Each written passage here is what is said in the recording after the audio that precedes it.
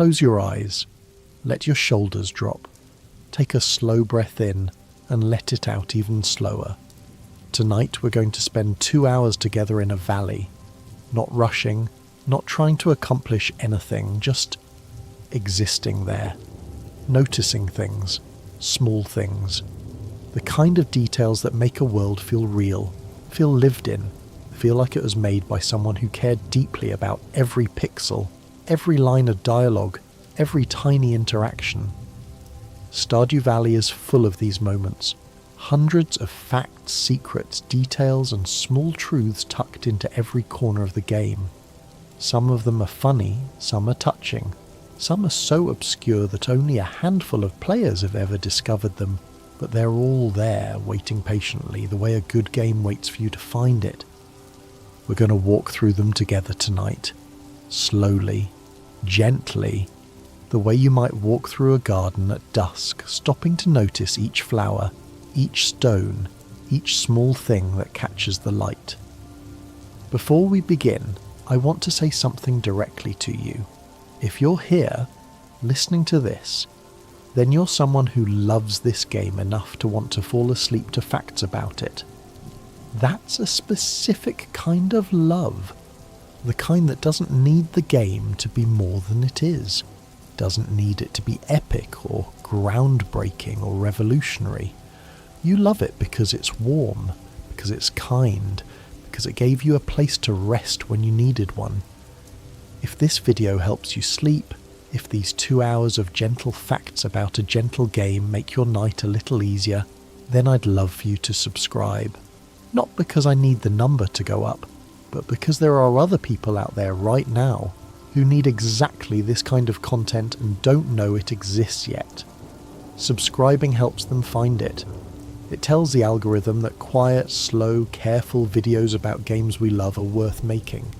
And if something in tonight's journey resonates with you, if a particular fact makes you smile or remember why you loved this valley in the first place, leave a comment. Just a word, a favourite character's name, a crop you always plant. Those comments matter more than you know. The video will be here whether you do any of this or not. But if you stay, if you come back, I hope you will. Now, let's begin. 2 hours of Stardew Valley facts.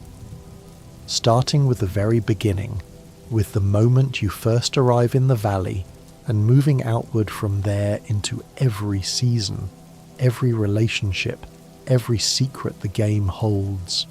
The valley is waiting. Let's walk through it together. When you start a new game in Stardew Valley, you're given a choice of farm layouts: standard, riverland, forest, hilltop, wilderness, and 4 corners. Each one changes the geography of your farm, the resources available to you, the way you'll interact with the land. But here's something most players don't realise. The farm you choose subtly changes your entire playthrough, not just mechanically, but emotionally. The forest farm makes you feel like you're living in the woods. The Riverland farm makes you feel like you're on an island. The game understands that space shapes experience. The standard farm is the largest, with the most tillable soil. It's the farm for players who want to build something enormous, who want to fill every available space with crops and buildings and paths. It's the farm of ambition, of plenty, of the classic farming fantasy. The Riverland farm is broken into islands connected by bridges. It has the least amount of farmable land, but it's beautiful.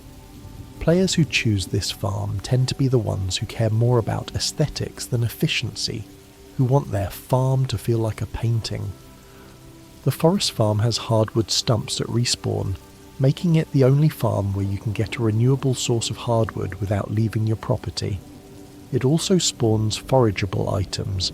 It's the farm for players who want to live in harmony with nature, who see themselves as part of the forest rather than separate from it. The hilltop farm has a quarry in the corner that spawns ore and stone. It's for players who love mining, who want their farm to reflect that underground obsession. The wilderness farm spawns monsters at night. It's for players who want danger, who want their farm to be a place they have to defend, who see farming as survival rather than pastoral peace. The Four Corners farm is divided into quadrants, each with different terrain. It was added specifically for multiplayer so that 4 players could each have their own section, but it's also quietly beautiful in single player, a farm that feels like 4 different farms coexisting in the same space. Your farm's name is chosen during character creation, and it appears everywhere. On your shipping bin, in dialogue, in letters. The game treats your farm like a real place with a real name, and that small detail makes it feel more yours.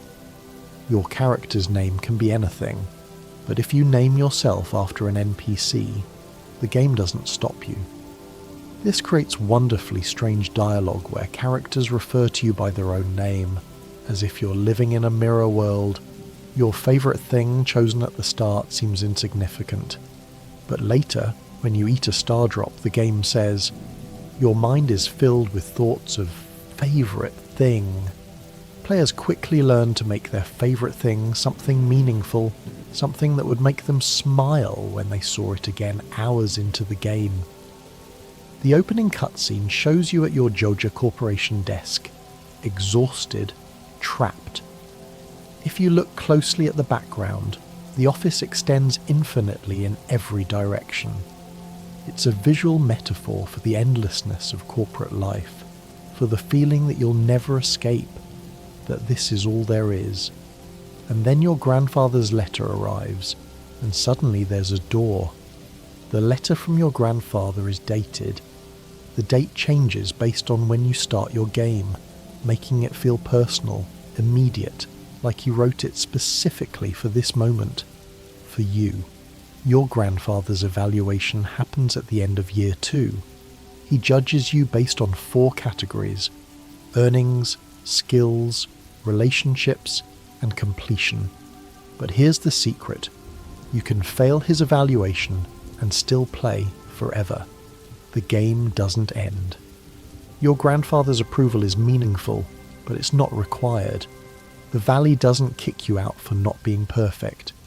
If you do earn 4 candles on your grandfather's shrine, you can interact with it again to receive a statue of perfection, which produces iridium ore daily.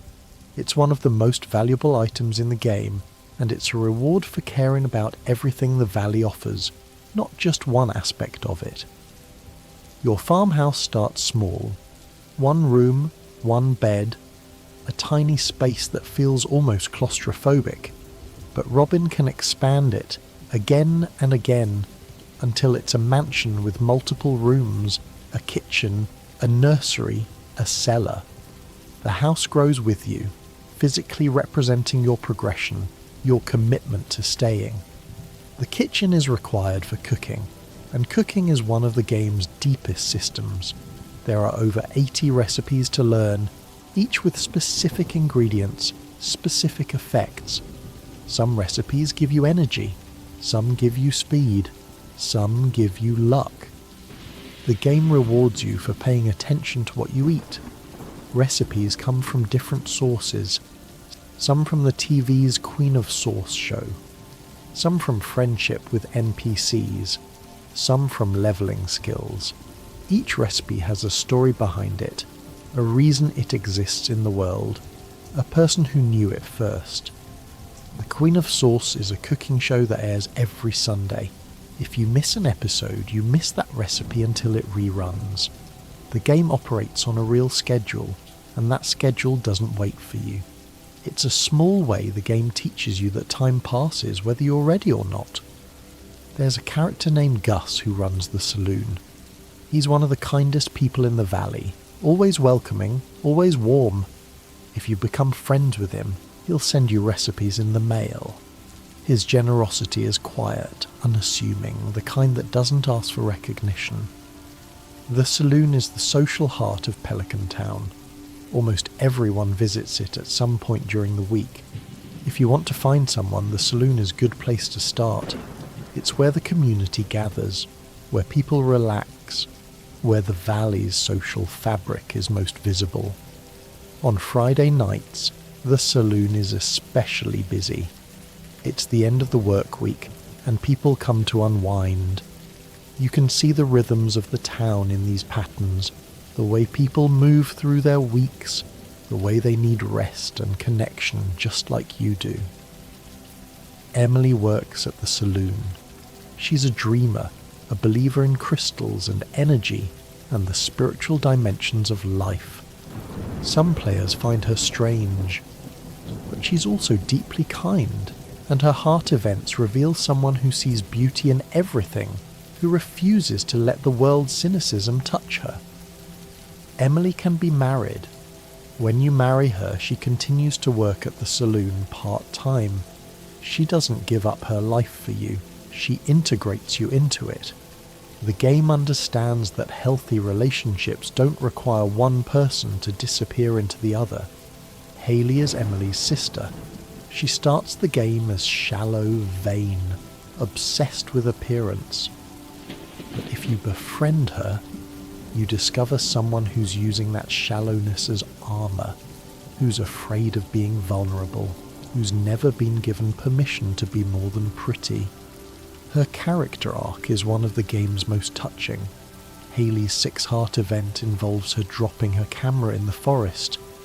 If you find it and return it, she's genuinely grateful, and you see a side of her that's softer, more real. The game rewards you for seeing past first impressions, for giving people a chance to be more than they initially appear. Alex lives with his grandparents George and Evelyn. He's a jock, obsessed with sports, seemingly one-dimensional.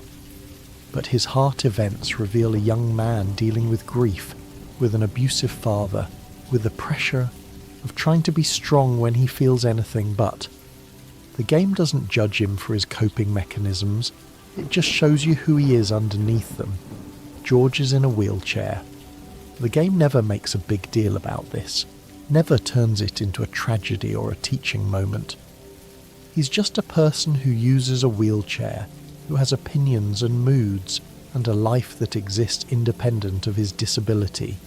It's respectful representation, quiet and matter of fact. Evelyn is one of the sweetest characters in the game.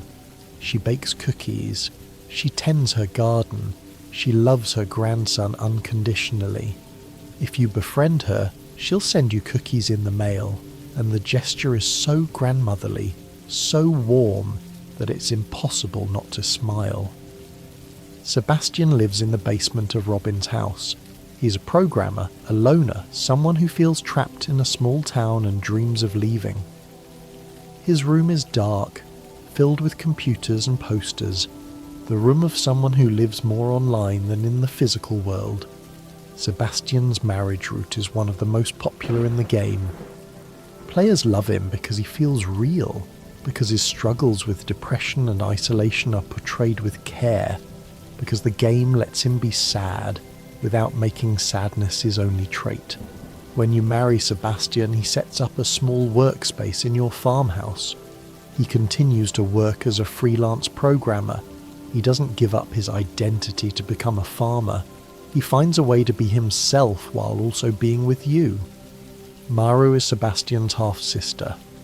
She's a genius, an inventor, someone who builds robots and dreams of working in space. Her father, Demetrius, is a scientist. Her mother, Robin, is a carpenter.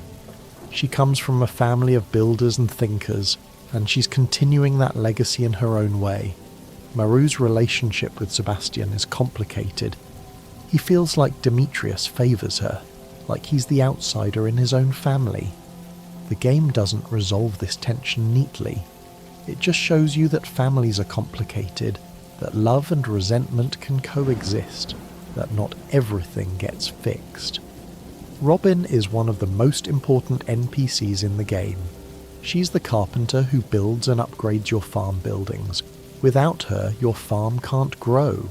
She's essential, and the game knows it, and it makes her someone worth knowing beyond her function. Robin is married to Demetrius, but she was married before to Sebastian's father. The game never tells you what happened to Sebastian's father. It's a gap in the story, a piece of history that exists in the negative space, in what's not said. Demetrius is a scientist who studies the local ecosystem. He's logical, precise, sometimes socially awkward.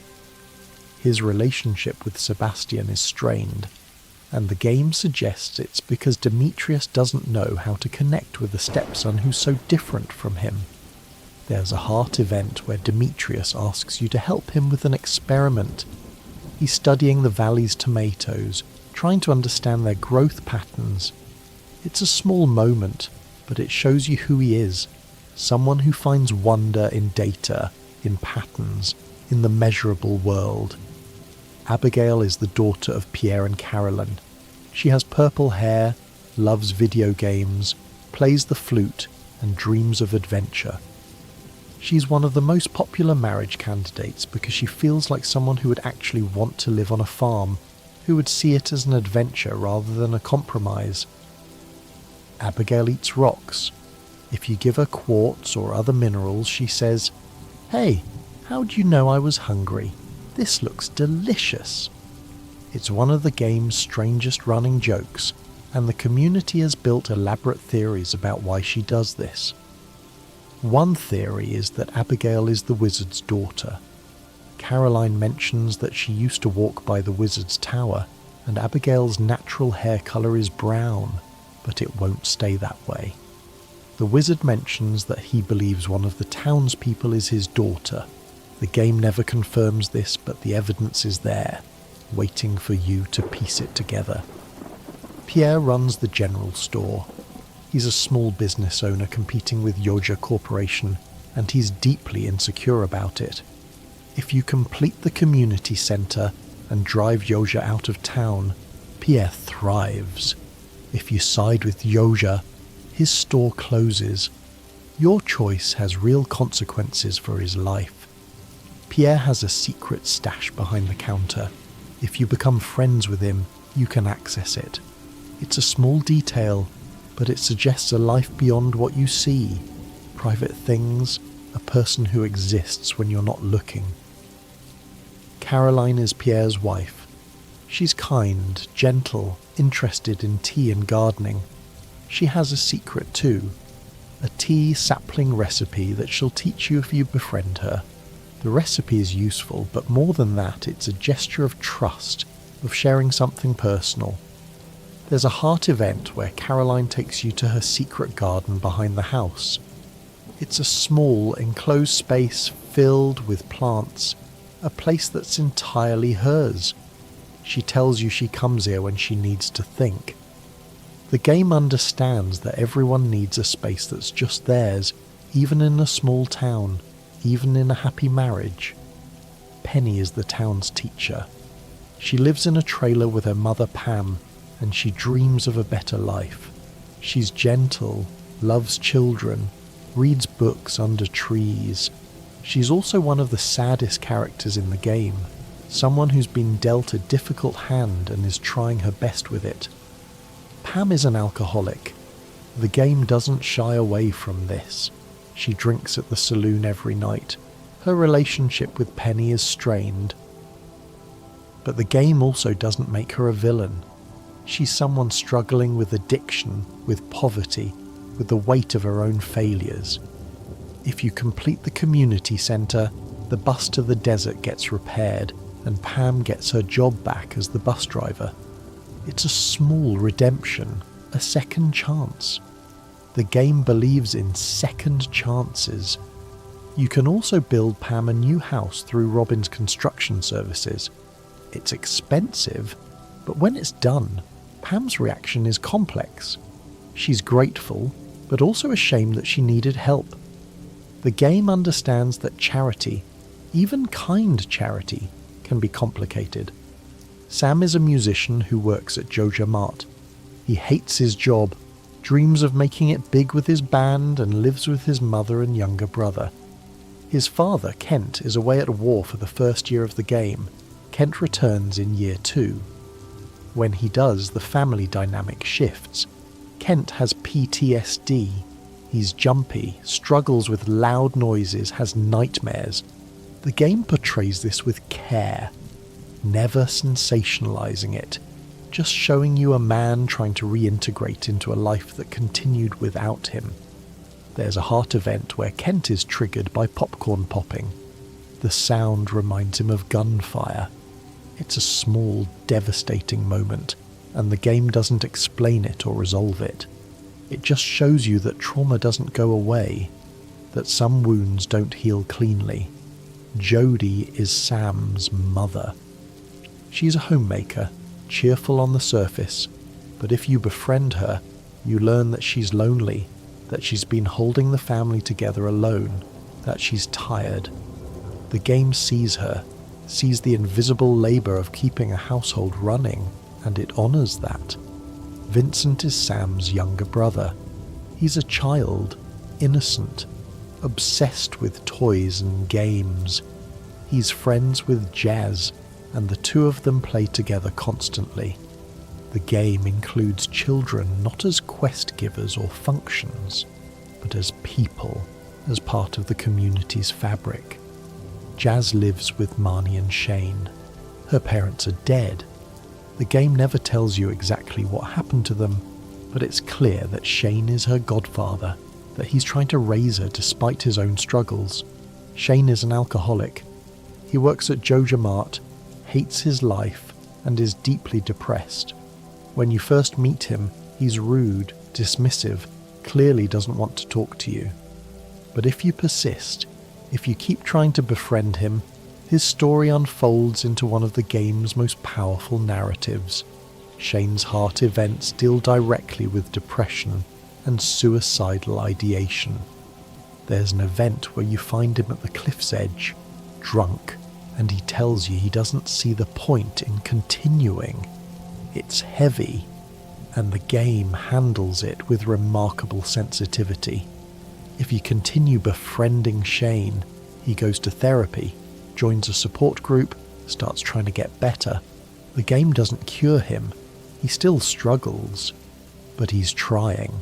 And the game shows you that trying matters, that recovery isn't linear, that getting better is a process, not a destination. When you marry Shane, he doesn't stop drinking entirely. He still has bad days.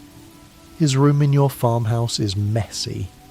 The game is honest about what it means to love someone who's struggling, about the fact that love doesn't fix everything, but it can make the struggle less lonely. Marnie runs the ranch.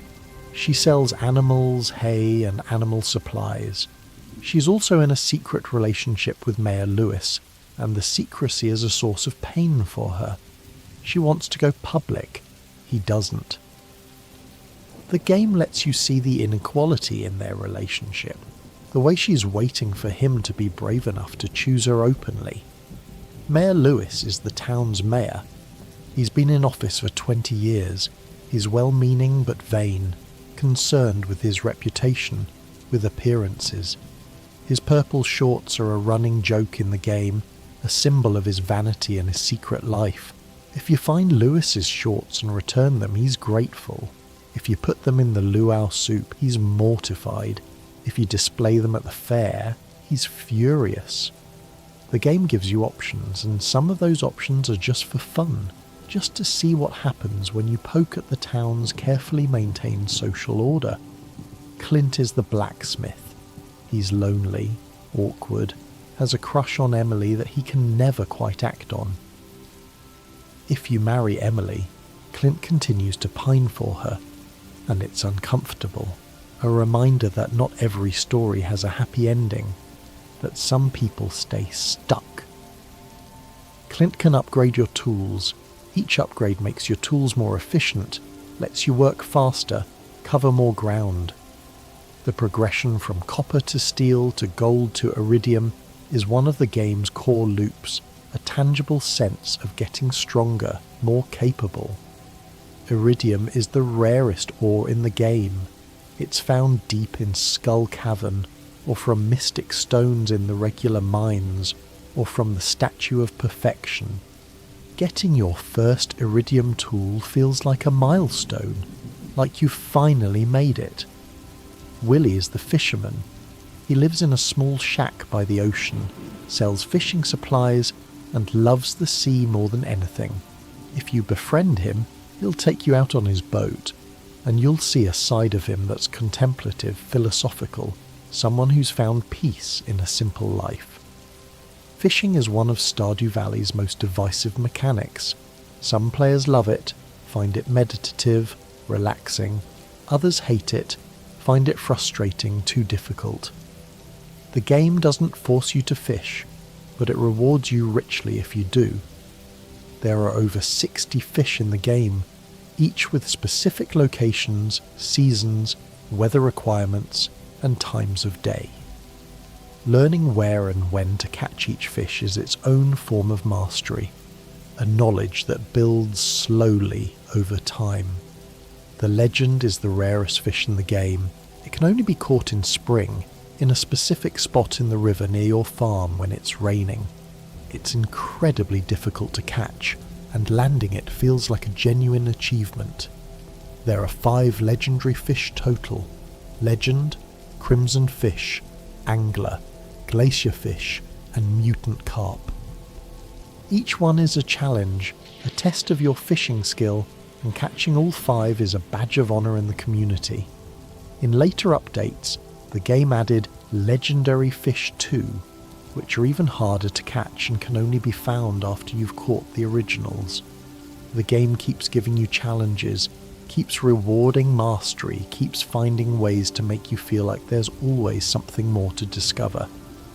Linus lives in a tent in the mountains.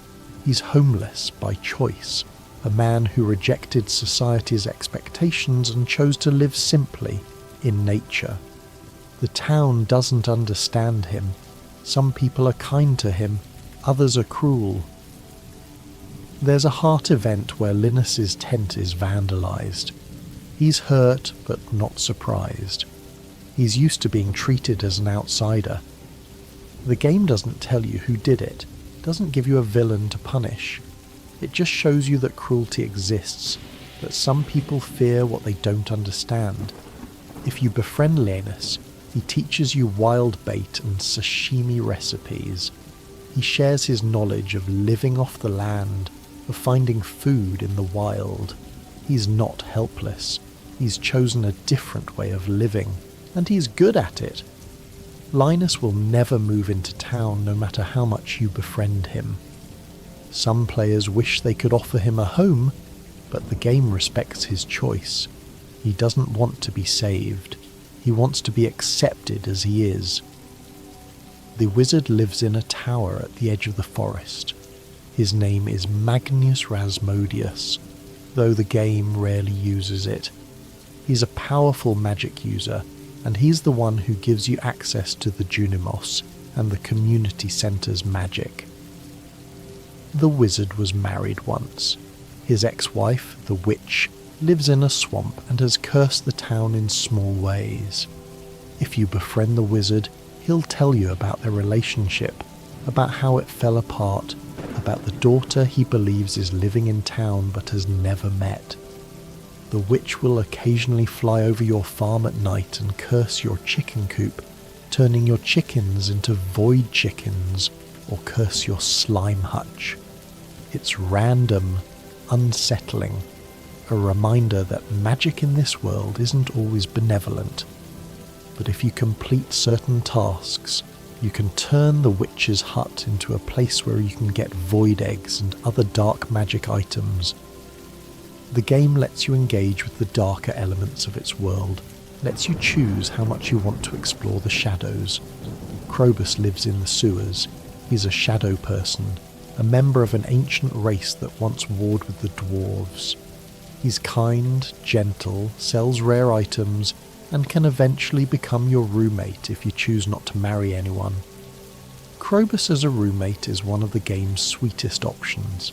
He's not a romantic partner, he's a friend, a companion, someone who shares your space and your life without the expectations of marriage. The game understands that not all meaningful relationships are romantic. The dwarf lives in the mines. To understand their language, you need to find 4 dwarvish scrolls and donate them to the museum. Once you can understand them, the dwarf becomes a merchant selling rare items, and you can learn about the ancient war between dwarves and shadow people. The dwarf and Krobus hate each other. If you're friends with both, there's tension. The game doesn't force you to choose sides, but it shows you that historical trauma doesn't disappear just because individuals are kind. Some wounds are generational. The museum is run by Gunther. He's quiet, scholarly, grateful for every artifact and mineral you donate. Completing the museum is one of the game's longest achievements, requiring you to find every artifact and mineral in the game. When you complete the museum, Gunther gives you the Star Drop, one of the game's most valuable items. It permanently increases your maximum energy. But more than that, it's a reward for curiosity, for caring about the valley's history, for taking the time to dig up the past. Artifacts tell the story of the valley's history. Ancient drums, chipped amphoras, dwarf scrolls, elvish jewellery. Each one is a fragment of a civilization that existed before Pelican Town, before the Ferngill Republic, before humans settled here. The valley is old, older than anyone remembers. The Junimos are ancient forest spirits. The dwarves and shadow people have been here for thousands of years. Humans are the newcomers, building their towns on top of layers of history they barely understand. The community centre is the heart of the game's main quest. It's a building that once served as the town's gathering place, but it's fallen into disrepair. Joja Corporation wants to turn it into a warehouse. The Junimos want you to restore it. Junimos are small, apple-shaped forest spirits. They're magical, ancient, and they communicate through the wizard. They ask you to complete bundles, collections of items that represent the valley's bounty, and in return they'll restore the community centre. There are 6 bundle rooms: pantry, crafts room, fish tank, boiler room, bulletin board, and vault. Each room requires different items, different skills, different seasons. Completing them all takes time, attention, care. The alternative is the Joja route. You can buy a Joja membership, pay money to complete each bundle instantly, and turn the community centre into a Joja warehouse. It's faster, easier, but it feels hollow. The game doesn't punish you for choosing it, but it doesn't celebrate it either. Most players choose the community centre, not because it's mechanically better, but because it feels right, because working with the Junimos, restoring something beautiful, feels more meaningful than paying a corporation to do it for you. When you complete the community centre, there's a ceremony. The whole town gathers. The Junimos appear, briefly, and everyone sees them. It's a moment of magic, of community, of something larger than yourself. And then the Junimos leave, and the community centre is yours, restored, alive again. After completion, the community centre becomes a functional space. You can use it for various purposes, and it stands as a testament to what you've accomplished, to the fact that you chose to care about this place. Joja Mart is the game's representation of corporate capitalism. It's sterile, fluorescent, soulless. The employees hate working there. The prices undercut Pierre's store. It's everything wrong with modern commerce, and the game wants you to feel that. If you complete the community centre, Joja Mart closes. The building becomes abandoned and Morris, the manager, leaves town. It's a small victory, a David and Goliath story where caring about community actually wins. Morris is slimy, corporate, everything you'd expect from a middle manager at a soulless corporation. But he's also just doing his job, following orders from higher up. The game lets you dislike him without making him a monster. He's a symptom, not the disease. The Joja route has one advantage. It's available year-round. You don't have to wait for specific seasons or weather. You just pay money. It's the capitalist solution. Everything is available immediately if you have enough money. The game understands what it's showing you. Pelican Town has festivals throughout the year. Egg Festival in spring, Flower Dance in spring, Luau in summer, Dance of the Moonlight Jellies in summer, Stardew Valley Fair in fall, Spirit's Eve in fall, Festival of Ice in winter, Feast of the Winter Star in winter. Each festival is a chance to see the community together, to participate in traditions, to feel like you're part of something larger than your farm. The festivals don't give huge rewards, but they give something more valuable, belonging. The Egg Festival has an egg hunt. If you win, you get a prize. But more importantly, you get to see the whole town gathered in the town square, celebrating spring, celebrating renewal. The flower dance is romantic. You can ask someone to dance with you, but only if you have enough friendship points with them. If they say no, it stings. If they say yes, it's a moment of connection, of possibility. The luau is a potluck. Everyone brings something to add to the soup. You can add a high-quality item and make the governor happy, or you can add something terrible and ruin the soup. The game gives you the option to be chaotic, and it's delightful. The Dance of the Moonlight Jellies is the most beautiful festival. You stand on the dock at night and watch glowing jellyfish swim by. There's no competition, no goal. You just watch, and it's peaceful, meditative, a reminder that not everything needs to be productive. The Stardew Valley Fair has games, prizes, a Grange display where you show off your best items. Winning the Grange display gives you star tokens, which you can spend on prizes. It's a celebration of your farm's success, of what you've built. Spirit's Eve is Halloween. There's a maze, and if you navigate it successfully, you get a prize. The town is decorated with pumpkins and skeletons, and there's something cozy about a small town Halloween, about everyone dressing up and pretending to be scared together. The Festival of Ice has fishing and ice sculptures. It's simple, quiet, a winter festival that acknowledges the season's stillness rather than fighting against it. The Feast of the Winter Star is a gift exchange. You're assigned a secret someone to give a gift to, and someone is assigned to give you a gift. It's the game's version of Christmas, and it's warm, generous, a reminder that giving is its own reward. Each festival happens on a specific day, and if you miss it, you miss it. The game doesn't pause for you. Time moves forward, and you have to choose what to prioritize, what to attend, what to let go. Birthdays are important in Stardew Valley. Every NPC has a birthday, and if you give them a gift on their birthday, the friendship boost is multiplied. Remembering birthdays, caring about them, is one of the ways the game teaches you to pay attention to people. Each NPC has loved gifts, liked gifts, neutral gifts, disliked gifts, and hated gifts. Learning what each person loves is part of getting to know them, part of understanding who they are and what they value. Some loved gifts are obvious. Abigail loves amethyst, Haley loves sunflowers, but some are surprising. Shane loves pepper poppers and pizza. Leah loves salad and wine. The game rewards you for paying attention, for noticing what people mention in dialogue. Universal loves are gifts that almost everyone loves.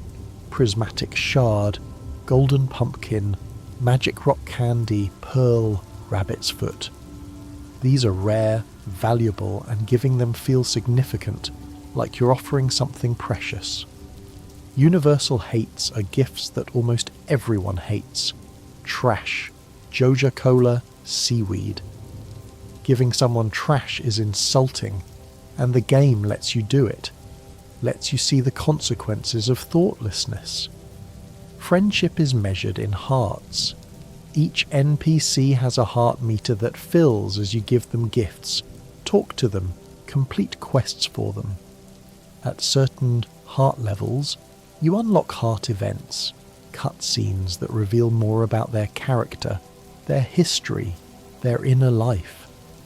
Heart events are some of the game's best writing. They're small, intimate moments that make the NPCs feel real, feel like people with lives and struggles and dreams that exist independent of you. Some heart events are locked behind specific conditions. You need to enter a certain place at a certain time on a certain day. If you miss the window, you miss the event.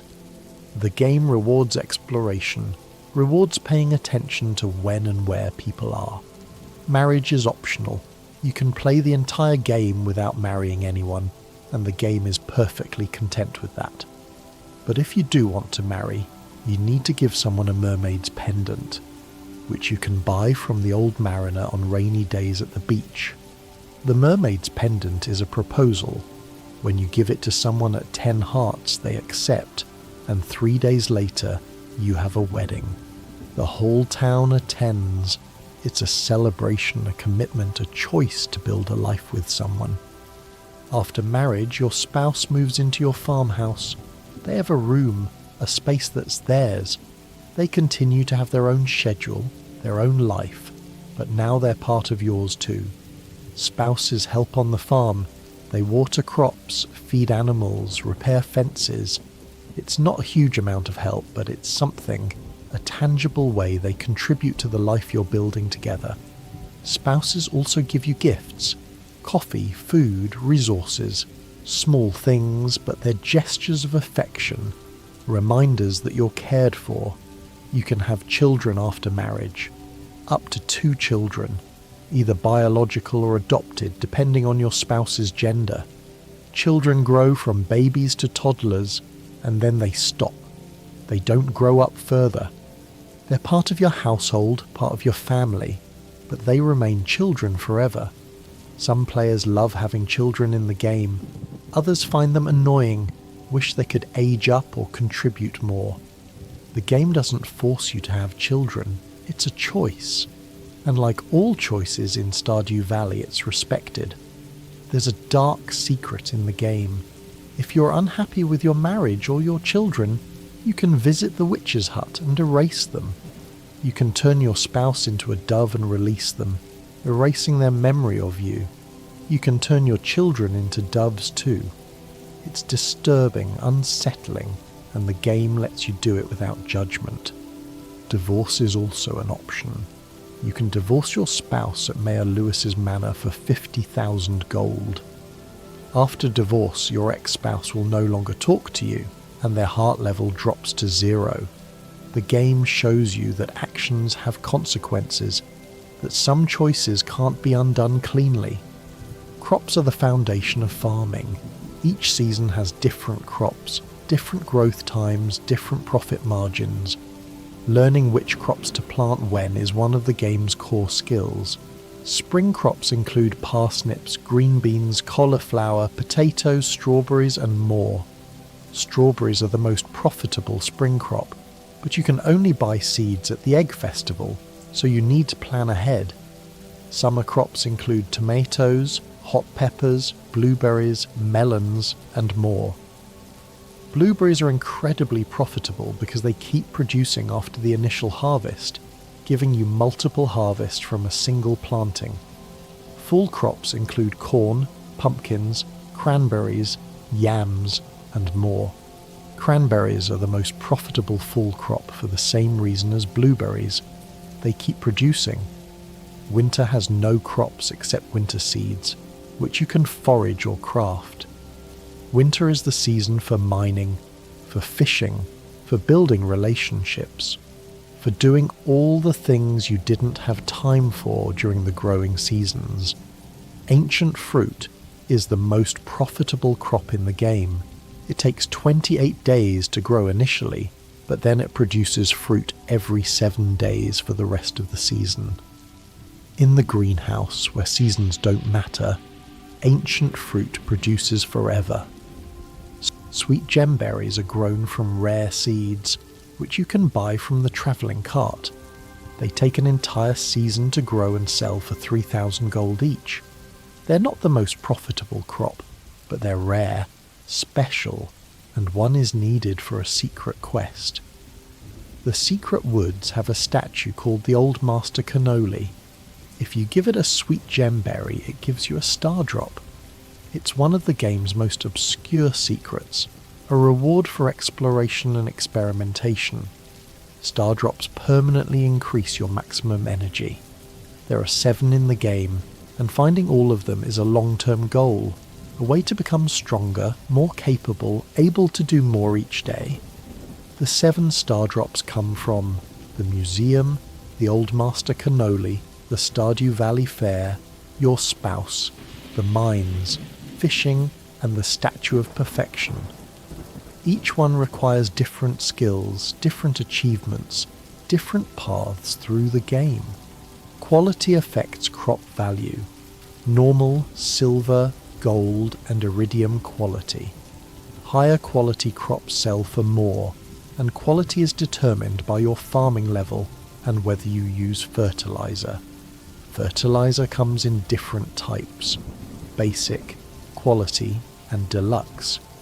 Each one increases the chance of higher quality crops. Speed grow makes crops grow faster. The game gives you tools to optimize, to min-max, but it never requires it. Sprinklers are one of the game's most important tools. They automatically water crops in a pattern around them. Basic sprinklers water 4 tiles. Quality sprinklers water 8 tiles. Iridium sprinklers water 24 tiles. Getting iridium sprinklers is a game changer, freeing you from the daily task of watering. Scarecrows protect crops from crows. Each scarecrow has a range, and if your crops are outside that range, crows will eat them. The game teaches you to think spatially, to plan your farm layout carefully. There's a deluxe scarecrow that has a larger range and looks different. You can get it by collecting all the rare crows, special scarecrows found in different places throughout the game. Collecting all 8 rare crows is a completionist goal, a way to show you've explored everything. Junimo huts are magical buildings that house Junimos who will harvest crops for you.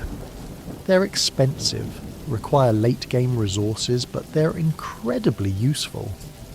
Watching the little Junimos run around your farm gathering crops is one of the game's most delightful sights. Animals are another major part of farming. Chickens, ducks, rabbits, cows, goats, pigs, sheep. Each animal produces different products, has different care requirements, different profit margins. Chickens produce eggs daily.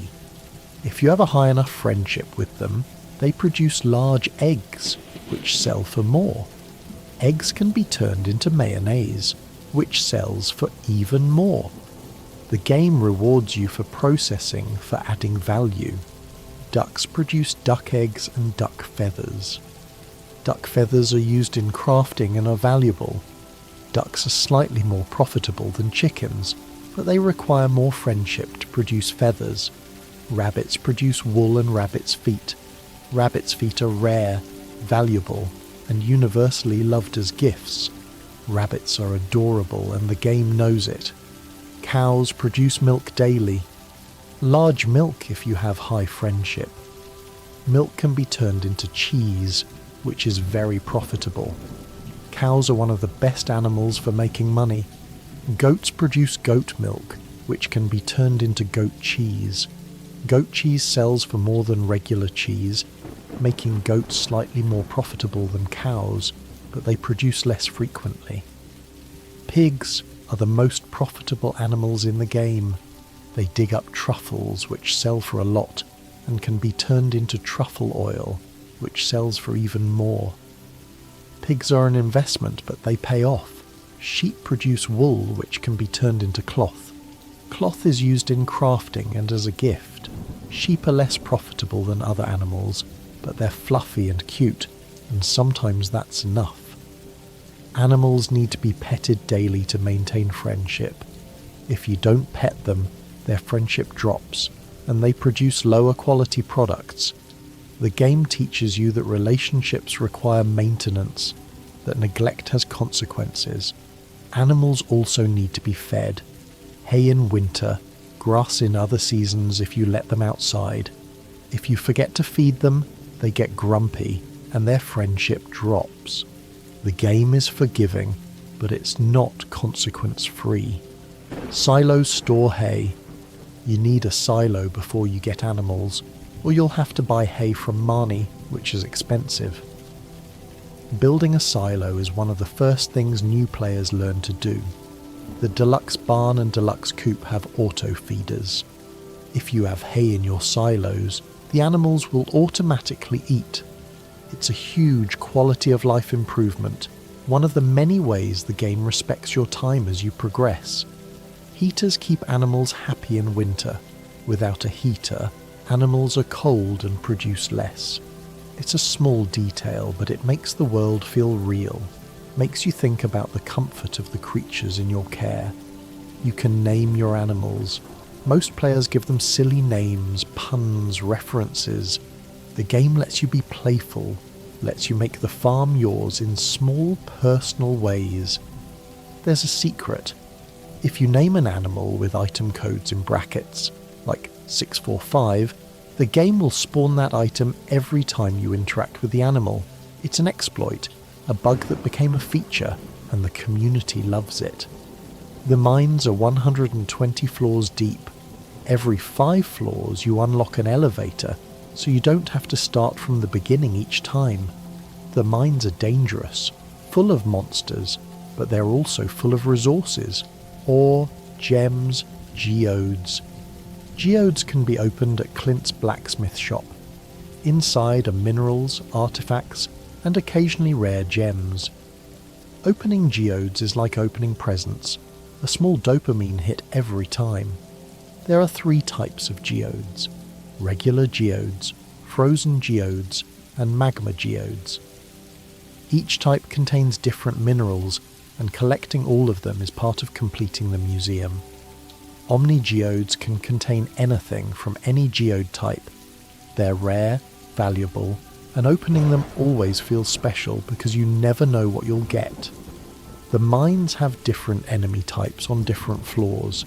Slimes, bats, bugs, ghosts, skeletons. Each enemy has different behaviours, different attack patterns, and learning to fight them is part of the game's combat system. Combat in Stardew Valley is simple but effective. You have a sword, you swing it, enemies take damage. There are also special moves, critical hits, and different weapon types with different speeds and ranges. Swords, daggers, and clubs are the 3 weapon types. Swords are balanced. Daggers are fast but weak. Clubs are slow but powerful. Each player finds their preference, their style. The Galaxy Sword is one of the best weapons in the game. To get it, you need to take a prismatic shard to the desert and hold it up in the centre of the 3 pillars. The sword appears, and it's powerful, beautiful, a reward for exploration and experimentation. The Infinity Blade is even better, added in later updates. It requires Galaxy Souls, which you get from the dangerous mines, a harder version of the regular mines that unlocks after certain conditions are met. The dangerous mines are exactly what they sound like. Harder versions of the regular mines with tougher enemies and better rewards. They're for players who want a challenge, who want the game to push back. Skull Cavern is in the desert. It has no bottom. You can descend infinitely, and the deeper you go, the harder it gets and the better the rewards. Reaching floor 100 of Skull Cavern is a major achievement, requiring preparation, skill, and luck.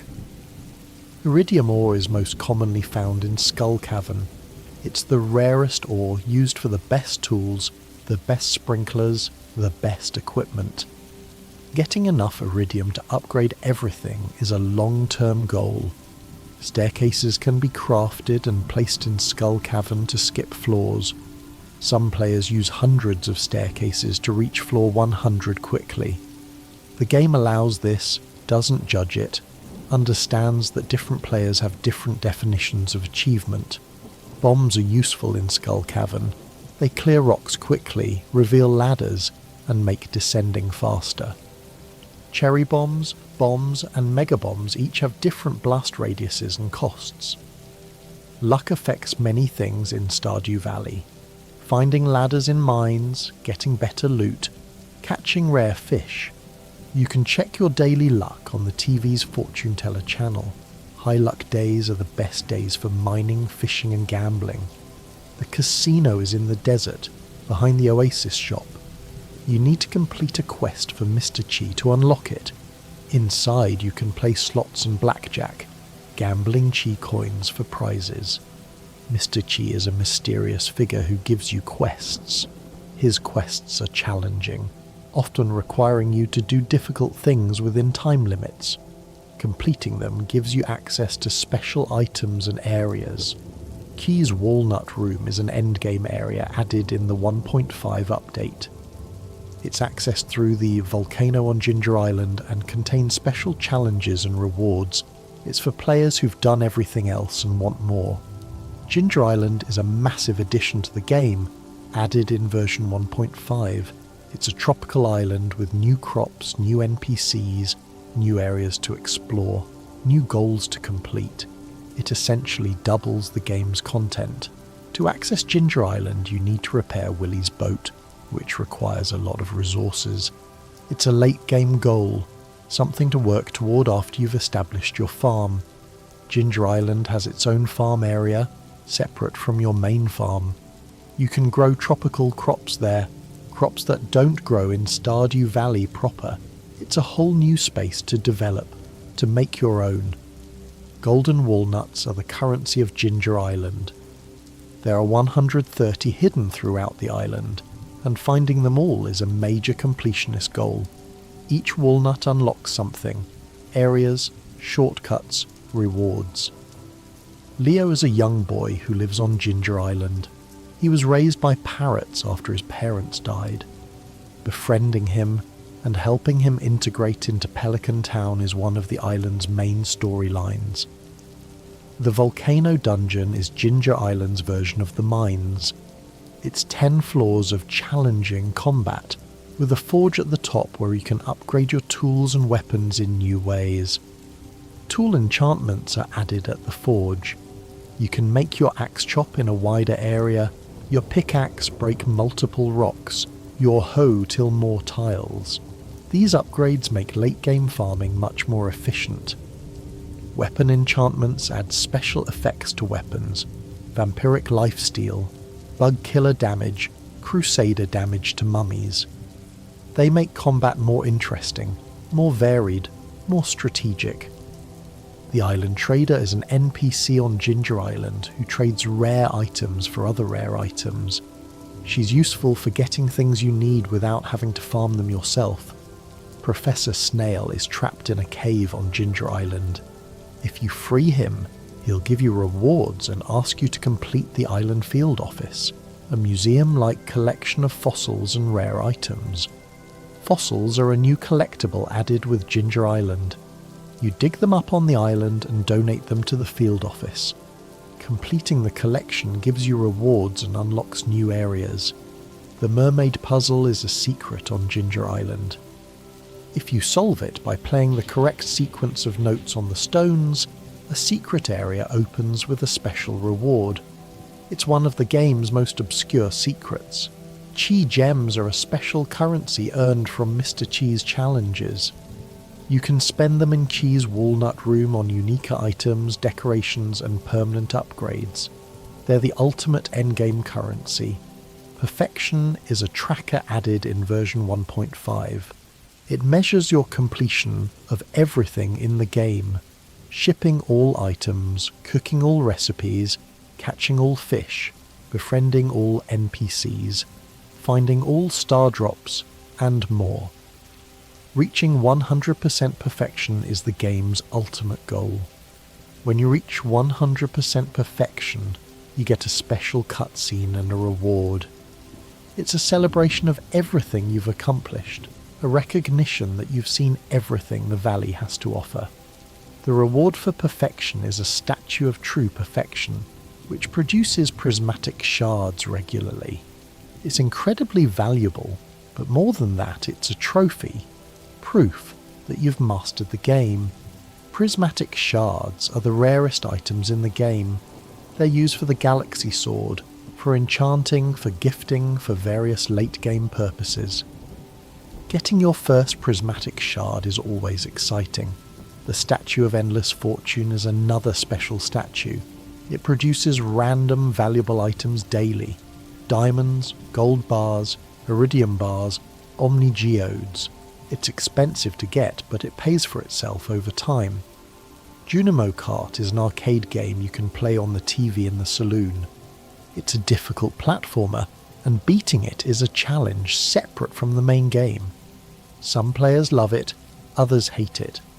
The game gives you options for how to spend your time. Journey of the Prairie King is another arcade game in the saloon. It's a top-down shooter, and it's notoriously difficult.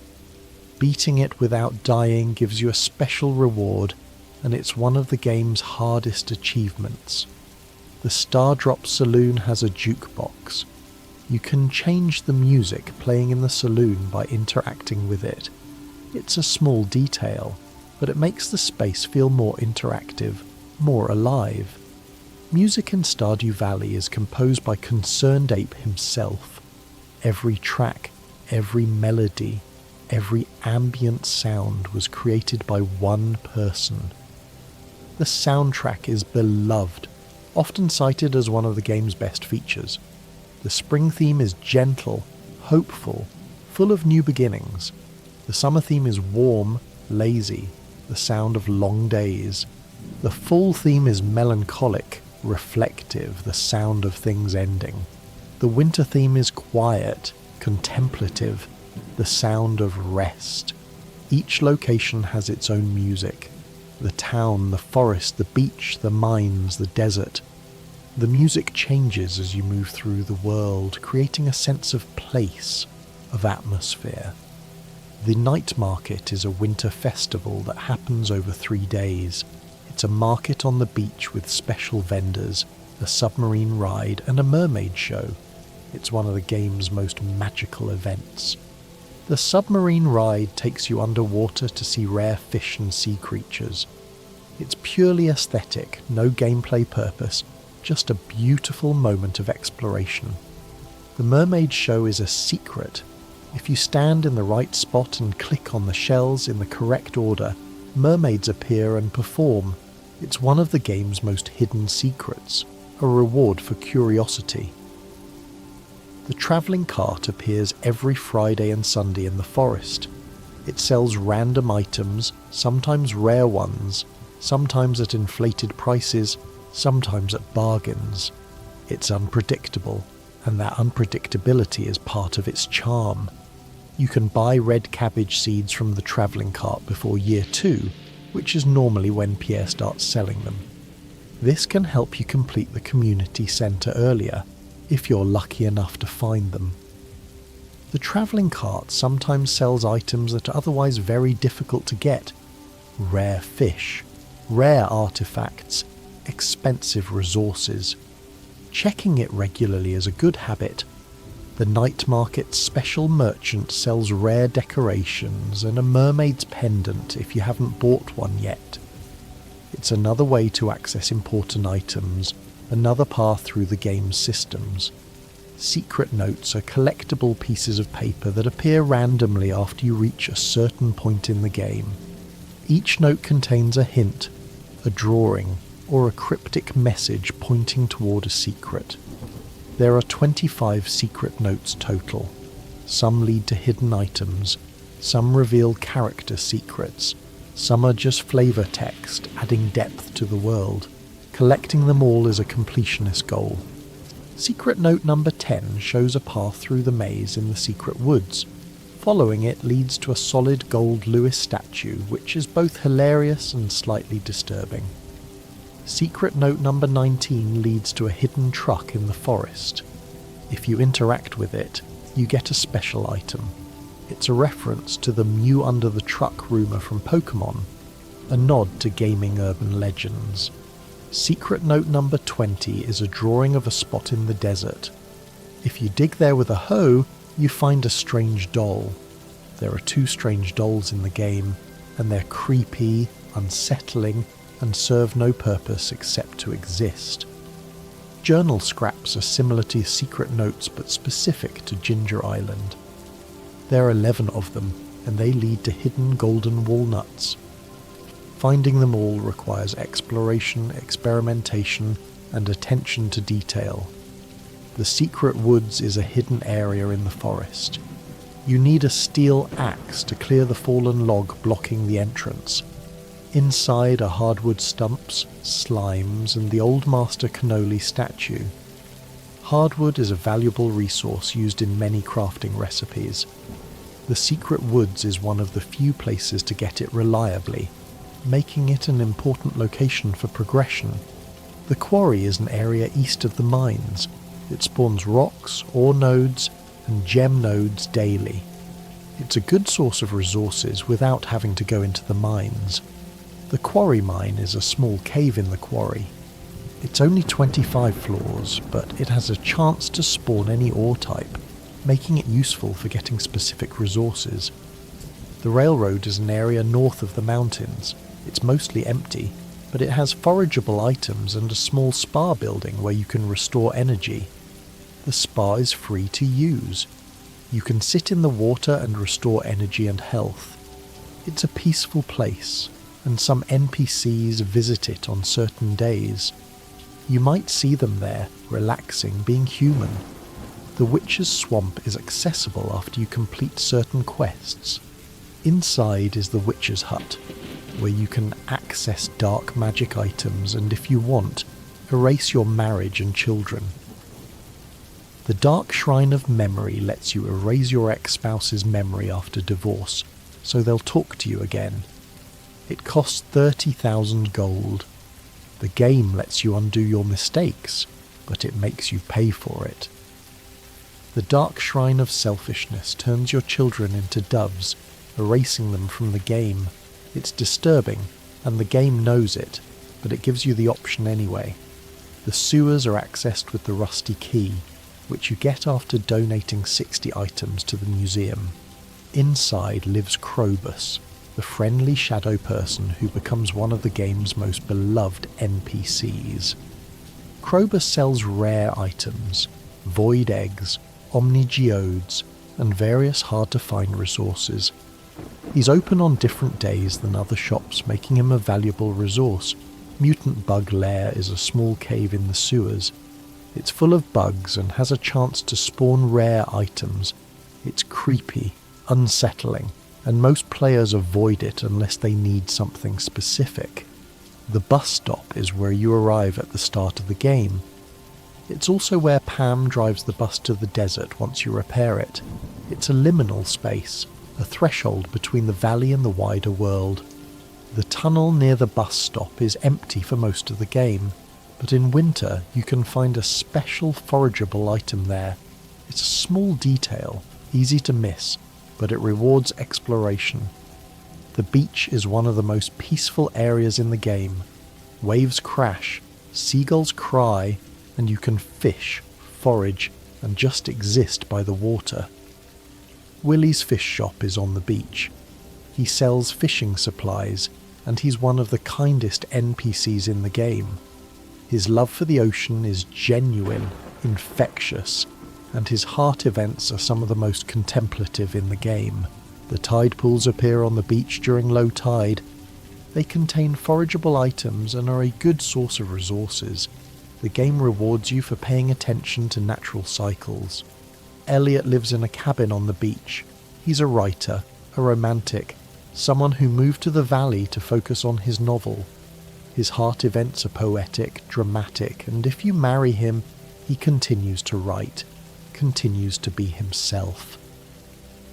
The old mariner appears on the beach on rainy days after you've repaired the bridge on the east side. He sells the mermaid's pendant, which you need to propose marriage. He's mysterious, appears and disappears. and the game never explains who he is. The mermaid's pendant cost 5,000 gold. It's not expensive by late game standards, but it's significant enough that buying it feels like a commitment, like you're choosing to take this step. The Tide Pool's bridge cost 300 wood to repair. Once repaired, it opens access to the tide pools and the Old Mariner. It's a small investment that unlocks important content. Coral and sea urchins are forageable items on the beach. They're not valuable, but they're used in some recipes and bundles.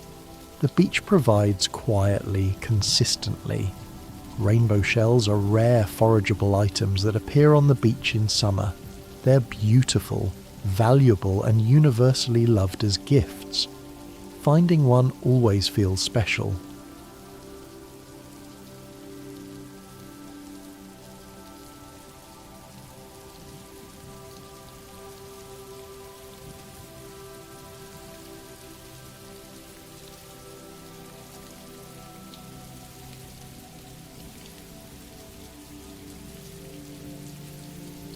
The Pirate's Cove is a small area on the beach accessible after certain conditions. It's mostly empty, but it has a unique aesthetic, a sense of hidden history. The mermaid boat is a wrecked ship on the beach. You can't interact with it, but it's there, a piece of environmental storytelling, a suggestion that the valley has a maritime history. Seaweed can be caught while fishing in the ocean. It's considered trash, but it can be used in some recipes. The game has uses for almost everything, even trash. Green algae and white algae are also fishing trash, but they can be refined into basic fertilizer, turning waste into something useful. The game teaches you that nothing is truly useless if you're creative. Crab pots are fishing tools that catch fish and other items passively. You bait them, place them in water, and check them daily. They're a good source of passive income and resources. Crab pot fish include crayfish, snails, periwinkles, clams, mussels, oysters, shrimp, lobsters, and crabs. Each one has different value and uses. The trapper profession makes crab pots not require bait. It's a huge quality of life improvement, making crab pots much more efficient and less tedious. The lure master profession makes crab pots never catch trash. Combined with trapper, it makes crab pots incredibly efficient, a set it and forget it income source. Professions are chosen at level 5 and level 10 of each skill. Each choice changes how you play, what you prioritize, what strategies work best. The game gives you meaningful choices that affect your entire playthrough. Farming professions include rancher and tiller at level 5, then coop master, shepherd, artisan, and agriculturist at level 10. Each one changes what's most profitable, what's most efficient. Artisan is widely considered the best farming profession because it increases the value of artisan goods, wine, cheese, mayo, oil. Since artisan goods are the most profitable items in the game, artisan makes you very rich. Mining professions include miner and geologist at level 5, then blacksmith, prospector, excavator, and gemologist at level 10. Each one changes what you find in the mines, how much you find, how valuable it is. Foraging professions include forester and gatherer at level 5, then lumberjack, tapper, botanist and tracker at level 10. Botanist is particularly powerful because it makes all foraged items iridium quality, significantly increasing their value. Fishing professions include fisher and trapper at level 5, then angler, pirate, mariner and lure master at level 10. Angler increases fish value, making fishing more profitable. Pirate increases treasure chest frequency, making fishing more exciting. Combat professions include fighter and scout at level 5, then brute, defender, acrobat and desperado at level 10. These affect your combat effectiveness. your survivability, your damage output. You can change professions later in the game by visiting the Statue of Uncertainty in the sewers. It costs 10,000 gold, but it lets you respec, try different builds, optimize for different goals. Skills level up through use. Farm to level farming, mine to level mining, fish to level fishing. The game rewards you for doing what you enjoy, for specializing or generalizing as you prefer. Level 10 in all skills is a long-term goal. It takes time, dedication, and a lot of activity. But reaching it feels like mastery, like you've truly learned the Valley's systems. Mastery is a system added in version 1.6. After reaching level 10 in all skills, you can continue gaining experience to unlock mastery levels, which give you powerful new abilities and items. The Mastery Cave is where you spend mastery points. It's located in the mountains and contains 5 pedestals, one for each skill. Unlocking all of them is the ultimate expression of skill mastery. Farming Mastery gives you the ability to grow crops in any season in the greenhouse, and other powerful bonuses. It makes late-game farming incredibly efficient. Mining Mastery gives you the ability to find more ore and gems, making resource gathering faster and more rewarding. Foraging Mastery gives you the ability to grow fruit trees faster, and other bonuses that make foraging more profitable. Fishing Mastery gives you the ability to catch fish more easily, and increases the quality of caught fish. Combat Mastery gives you powerful combat abilities that make fighting monsters much easier and more effective. The Mastery system is for players who've done everything else, who want more goals, more progression, more reasons to keep playing. The game keeps giving you reasons to stay. Mods are a huge part of Stardew Valley's community. The game is incredibly mod-friendly, and thousands of mods exist. New crops, new NPCs, new areas, quality of life improvements, visual overhauls. SMAPI is the modding framework that makes most mods possible. It's easy to install and use, and it's opened the game up to endless customization and expansion. Some mods add new marriage candidates, some add new festivals, some completely overhaul the game's systems. The modding community is creative, passionate, and constantly producing new content. ConcernedApe, the developer, is supportive of modding. He's never tried to shut it down, never complained about it. He understands that mods extend the game's life, give players more ways to enjoy it. Stardew Valley Expanded is one of the most popular mods. It adds new areas, new NPCs, new quests, essentially doubling the game's content. It's a love letter to the base game, made by fans who wanted more. The game was developed by one person. Eric Barone, known as ConcernedApe, spent 4.5 years making Stardew Valley alone. He did the programming, the art, the music, the writing, everything. ConcernedApe worked on the game while working a part-time job as an usher at a movie theatre. He lived with his girlfriend, who supported him through the years of development. The game is a product of dedication, passion, and support. Stardew Valley was released on February 26th, 2016. It was an immediate success, selling over 1 million copies in its first 2 months.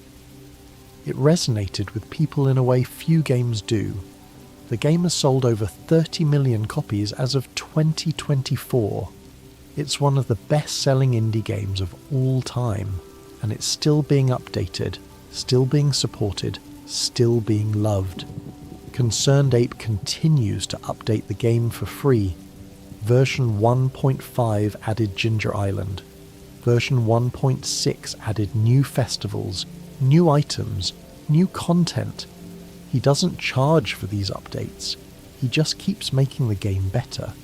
The game is available on almost every platform: PC, Mac, Linux, PlayStation, Xbox, Nintendo Switch, iOS, Android. You can play it almost anywhere, and the experience is consistent, polished, complete. The mobile version is fully featured. It has all the content of the PC version, just with touch controls. It's a testament to the game's design that it works just as well on a phone as on a computer. Multiplayer was added in a free update. Up to 4 players can farm together, share resources, build a life together. It's cooperative, not competitive, and it's a beautiful way to experience the valley with friends. In multiplayer, each player has their own cabin. You can decorate it, personalize it, make it yours. The valley becomes a shared space, but you still have your own corner of it. Multiplayer money is shared. Everyone contributes to the same pool, and everyone benefits. It encourages cooperation, communication, working together toward common goals. Multiplayer marriages are possible. You can marry another player, have a wedding, share a farmhouse. It's a way to build a virtual life together, and for some players it's deeply meaningful. The game has no microtransactions. You buy it once and you have everything. No DLC, no season passes, no premium currency.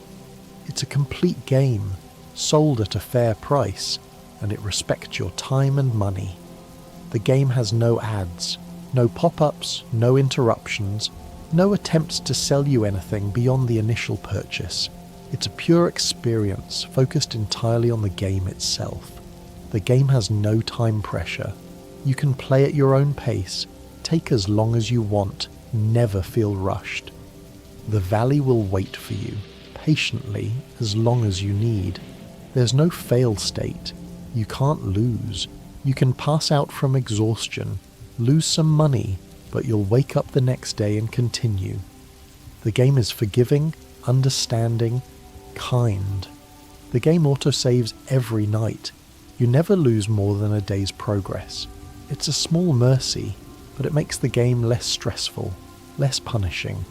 You can sleep to save manually. If you want to end your day early, you can. The game doesn't force you to use every hour, doesn't punish you for resting. Energy management is a core mechanic. You have a limited amount of energy each day, and every action costs energy. Learning to manage it, to prioritize, to use it efficiently is part of the game's skill curve. Food restores energy. Eating is important, strategic, necessary. The game teaches you to value food, to see it as a resource, to plan your meals. Coffee and espresso give you speed buffs. They make you move faster, work faster, get more done. They're incredibly useful, and learning to use them effectively is a game changer. Triple shot espresso is the strongest speed buff. It makes you zoom around the valley, and it's almost comically fast. It's fun, efficient, and it makes late game farming much more enjoyable. Ginger ale gives you a luck buff. Luck affects so many things that having a luck buff can significantly improve your day, especially if you're mining or fishing. Magic rock candy is the best food in the game. It gives you buffs to everything. Luck, speed, defense, attack, mining, fishing, farming. It's rare, expensive, but incredibly powerful. Spicy eel gives you speed and luck buffs. It's one of the best foods for Skull Cavern runs, and experienced players always bring a stack. Pumpkin soup gives you luck and defense buffs. It's good for mining, for days when you need a little extra protection and fortune. Life elixir fully restores health and energy. It's expensive to make, but it's a lifesaver in dangerous situations, a way to keep going when you'd otherwise have to give up. The farmhouse has a kitchen after the first upgrade. The kitchen lets you cook, which opens up the entire cooking system.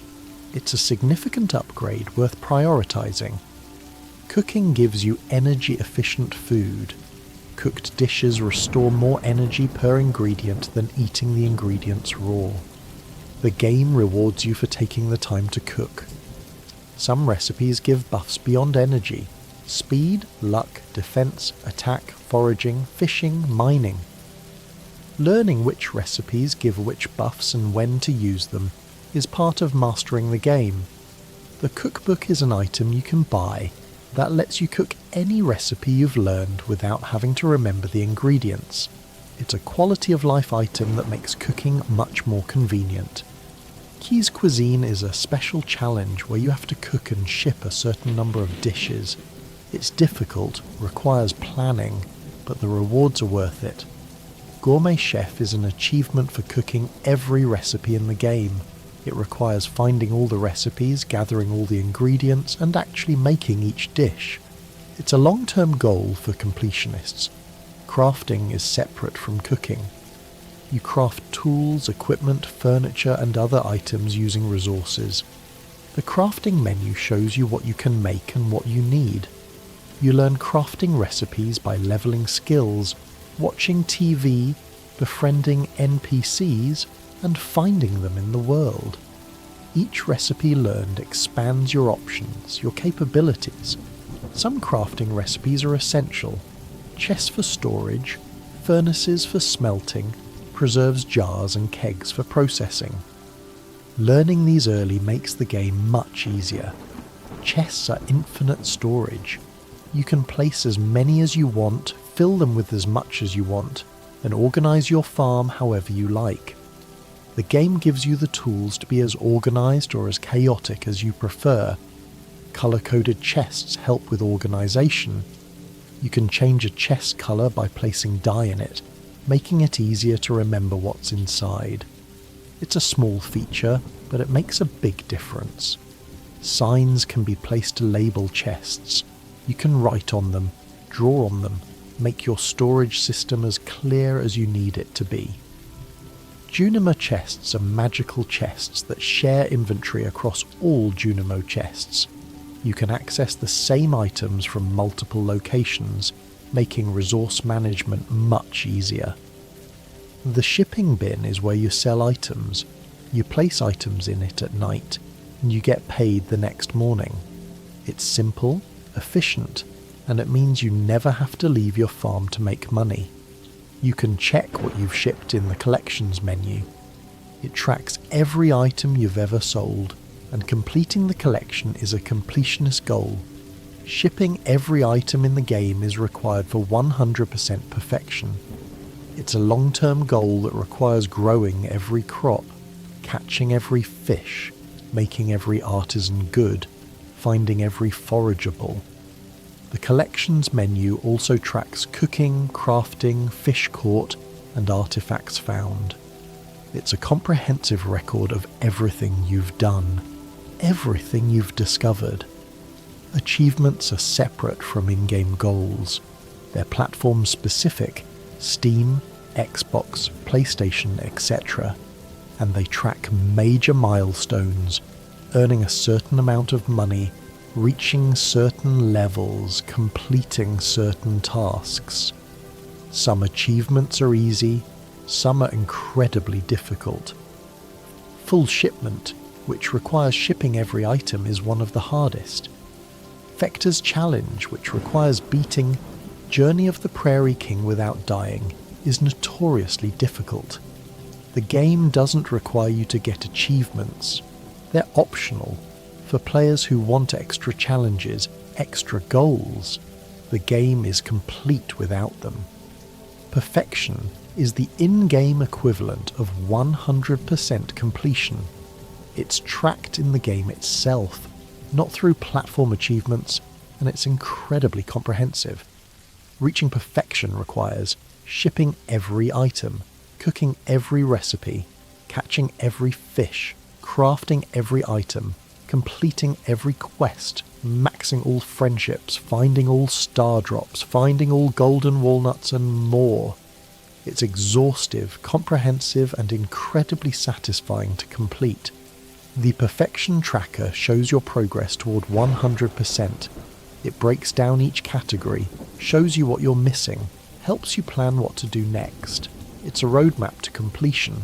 Some players reach perfection in their first year. Most take several years, some never reach it, and that's okay. The game doesn't judge you for how you play. what you prioritize, what you care about. Speedrunning is a popular way to play Stardew Valley. Players compete to complete certain goals as fast as possible. Community centre completion, marriage, earning 1,000,000 gold, reaching perfection. The world record for community centre completion is under a year in game time. It requires incredible planning, optimization and luck. Watching speedruns is fascinating, seeing how deeply players understand the game's systems. Casual play is just as valid. Taking your time, enjoying the journey, not worrying about efficiency or optimization. The game supports both playstyles equally. Some players never leave their farm. They build elaborate layouts, beautiful designs, and they're content to just farm, just exist in that space. The game lets them. Some players ignore farming entirely. They fish, mine, socialize, explore. The game lets them do that too. There's no wrong way to play. The game has been used therapeutically. Players with anxiety, depression, PTSD have found comfort in the valley's gentle rhythms, its lack of pressure, its kindness. The game has been used educationally. Teachers have used it to teach resource management, planning, economics. It's a game, but it's also a tool, a space for learning. The community is one of the kindest in gaming. The subreddit, the forums, the Discord servers are full of people helping each other, sharing tips, celebrating achievements, offering support. Fan art is abundant. Players draw their farmers, their spouses, their farms. They write stories, make comics, create music. The game inspires creativity in ways that go far beyond playing it. Cosplay is common at conventions. People dress as their favourite NPCs, as their farmers, as Junimos. The game has become part of people's identities, part of how they express themselves. The game has inspired real-life changes.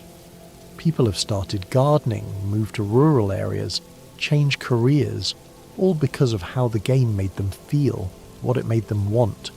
Stardew Valley is more than a game. It's a space, a feeling, a reminder that life can be simple, that small things matter, that you can build something beautiful if you're patient and kind. The valley is always there, waiting for you, ready to welcome you back no matter how long you've been gone, no matter what you've been through. The crops will grow, the animals will produce, the townspeople will go about their lives, the seasons will change, the world will continue, gently, patiently, without judgment. And you can be part of it, or you can step away, and when you come back it will still be there, exactly as you left it, ready to continue. This is the gift of Stardew Valley. Not just a game, but a place that exists for you, that waits for you, that welcomes you home. Let your breath slow now. Let your body sink deeper into rest. We've walked through the valley together tonight, through farms and mines, through relationships and festivals, through secrets and systems and small, beautiful details. You've heard hundreds of facts. Some you knew, some were new, some will stay with you, some will fade, and that's okay. The valley will still be there tomorrow. The facts will still be true. The game will still be waiting, patient as always, ready for you whenever you're ready for it. Sleep now. Let the valley hold you in its gentle rhythms. Let the knowledge of all these small things settle into your mind like seeds in soil, ready to grow when you need them. The chickens are roosting. The cows are sleeping. The crops are growing in the dark. The townspeople are in their homes, safe, warm, dreaming their own dreams. And you are here, resting, letting go, allowing yourself to drift into the same peaceful dark that covers the valley every night. The stars are out, the same stars that shine over Pelican town, over your farm, Over the mountains is a forest and the beach. They're shining over you too. Wherever you are, rest now, completely, fully. The valley will be there when you wake. The facts will be there. The game will be there. And so will you, rested, ready, held by the knowledge that there's a place in the world, even a digital one, that exists just to be kind to you. Sleep well. The valley keeps its watch. The night is gentle. The morning will come when it comes. For now, just rest. Good night. But before you drift completely, let me tell you a few more things. A few more secrets. A few more details. A few more reasons to love this valley. The greenhouse is one of the most valuable buildings on your farm. Once repaired through the community centre or purchased through Joja, it allows you to grow any crop in any season. It's a space outside of time, where spring and summer and fall exist simultaneously. Inside the greenhouse you can plant 120 crops in the tilled soil area, but you can also place garden pots around the edges, expanding your growing space significantly. Experienced players fill every available space, maximizing efficiency. Fruit trees can be planted around the edges of the greenhouse. They'll produce fruit year-round, regardless of season. A greenhouse full of ancient fruit and surrounded by fruit trees is one of the most profitable setups in the game. The greenhouse never needs to be watered if you use sprinklers. Set up iridium sprinklers once, plant crops that regrow, and you have a perpetual income source that requires minimal maintenance. Ancient fruit takes 28 days to grow initially, but then produces fruit every 7 days forever. In the greenhouse, this means infinite production. Plant it once, harvest it forever. Starfruit is the most valuable single harvest crop. It grows in summer, takes 13 days, and sells for a lot. In the greenhouse, you can grow it year-round, making it incredibly profitable. Wine is made in kegs. It takes 7 days to process, and it multiplies the base value of the fruit by 3. Ancient fruit wine and starfruit wine are two of the most valuable items in the game. A full greenhouse of ancient fruit processed into wine can generate hundreds of thousands of gold per month. It's the endgame money-making strategy, the way players become truly wealthy. The cellar is unlocked with the final house upgrade. It's a basement where you can place casks, which age wine and cheese to increase their quality and value. Casks take time. Wine ages from base quality to silver in 14 days, silver to gold in 14 more days, gold to iridium in 28 more days. Total aging time for iridium quality is 56 days. Iridium quality ancient fruit wine sells for 6,300 gold per bottle.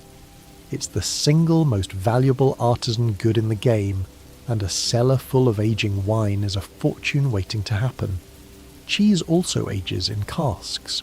Iridium quality goat cheese sells for 800 gold, making it a good alternative if you don't want to focus entirely on wine. The cellar can hold 125 casks if you arrange them efficiently. That's 125 bottles of wine aging simultaneously, a production line of wealth. Some players dedicate their entire farm to wine production. Fields of ancient fruit, sheds full of kegs, a cellar full of casks. It's industrial, efficient, and incredibly profitable. Other players never touch wine.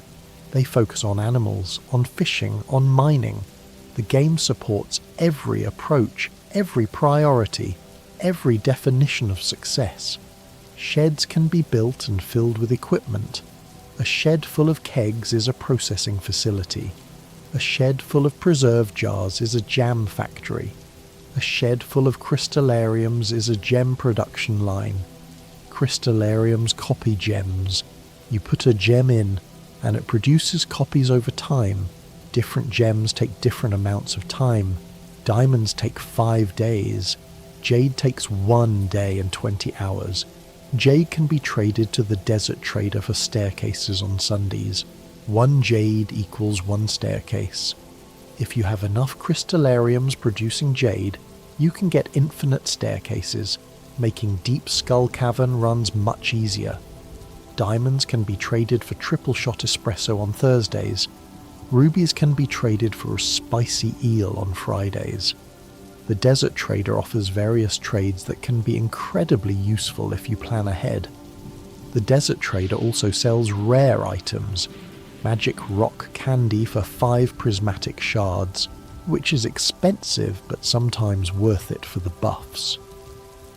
The desert itself is a unique biome. Cacti grow there, which can be harvested for cactus fruit. Coconuts fall from palm trees. It's a different ecosystem, a different aesthetic. The Oasis shop sells rare seeds and items. Sandy runs it, and she's friendly, welcoming, happy to see you every time you visit. Sandy can be befriended and given gifts. She loves crocus, daffodils and sweet peas. Befriending her unlocks heart events that reveal more about her life in the desert.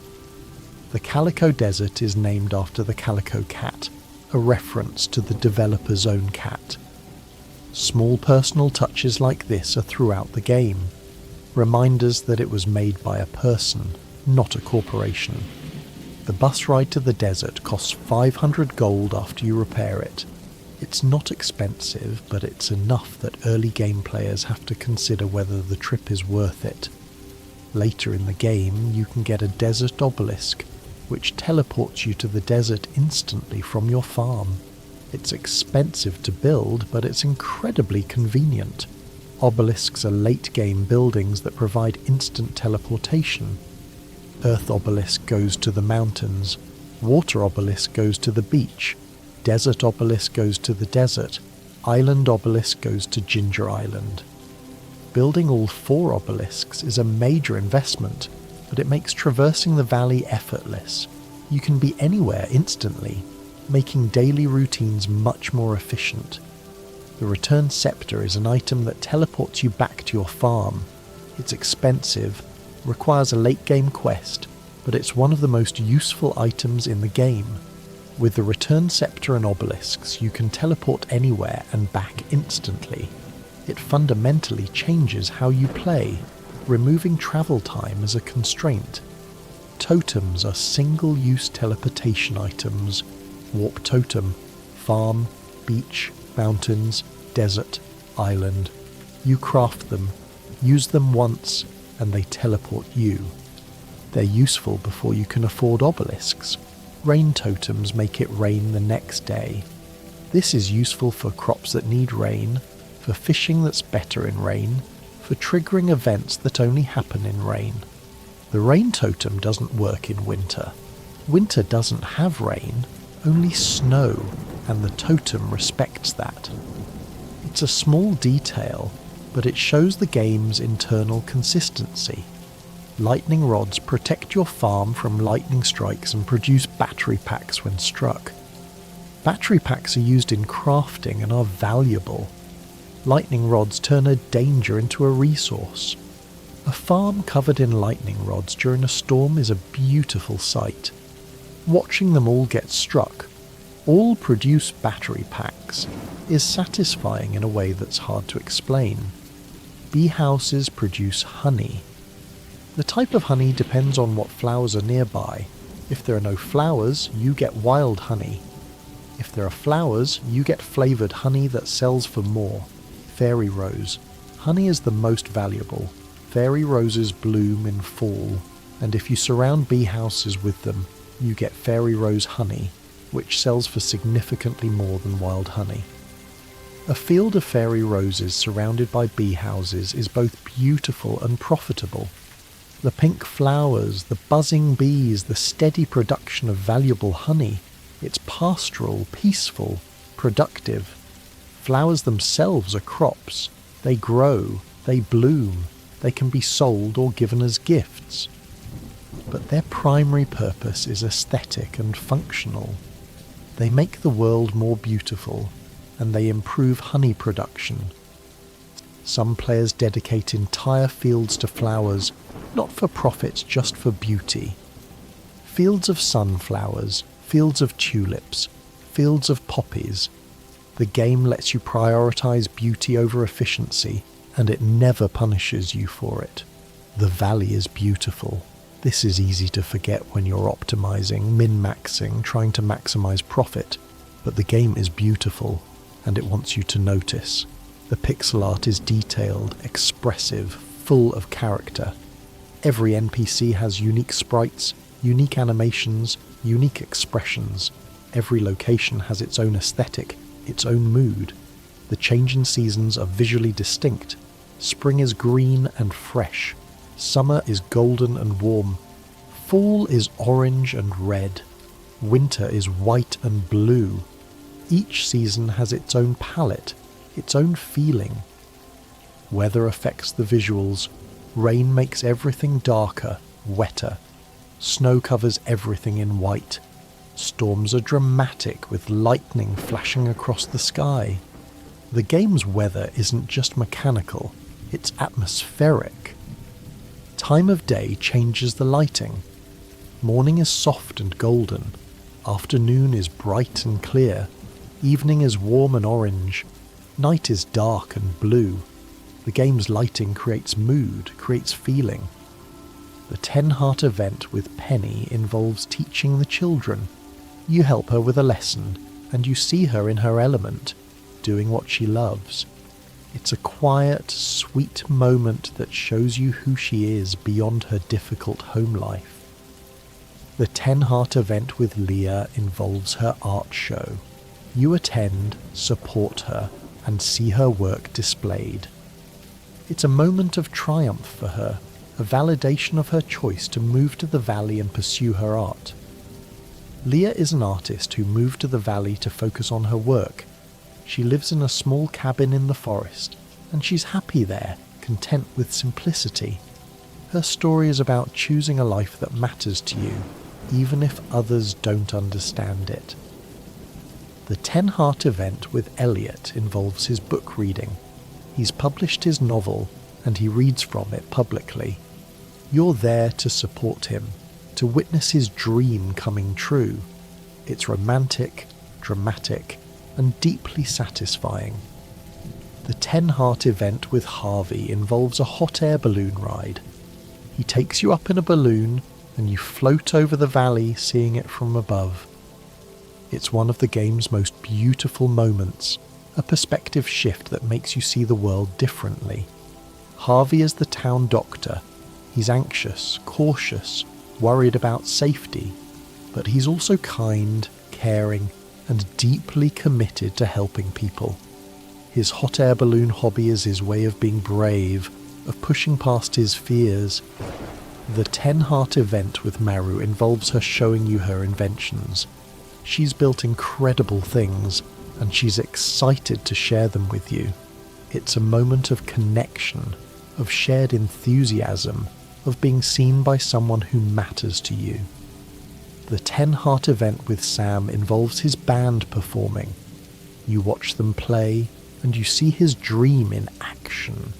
It's not a huge success, not a breakthrough, but it's real, and it's his, and that matters. The 10-heart event with Sebastian involves him on his motorcycle.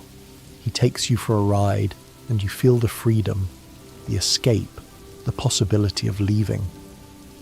But then you come back, together, and the valley feels different. Less like a trap, more like a choice. The 10-heart event with Alex involves him confronting his past. He opens up about his father, about his pain, about the things he's been carrying.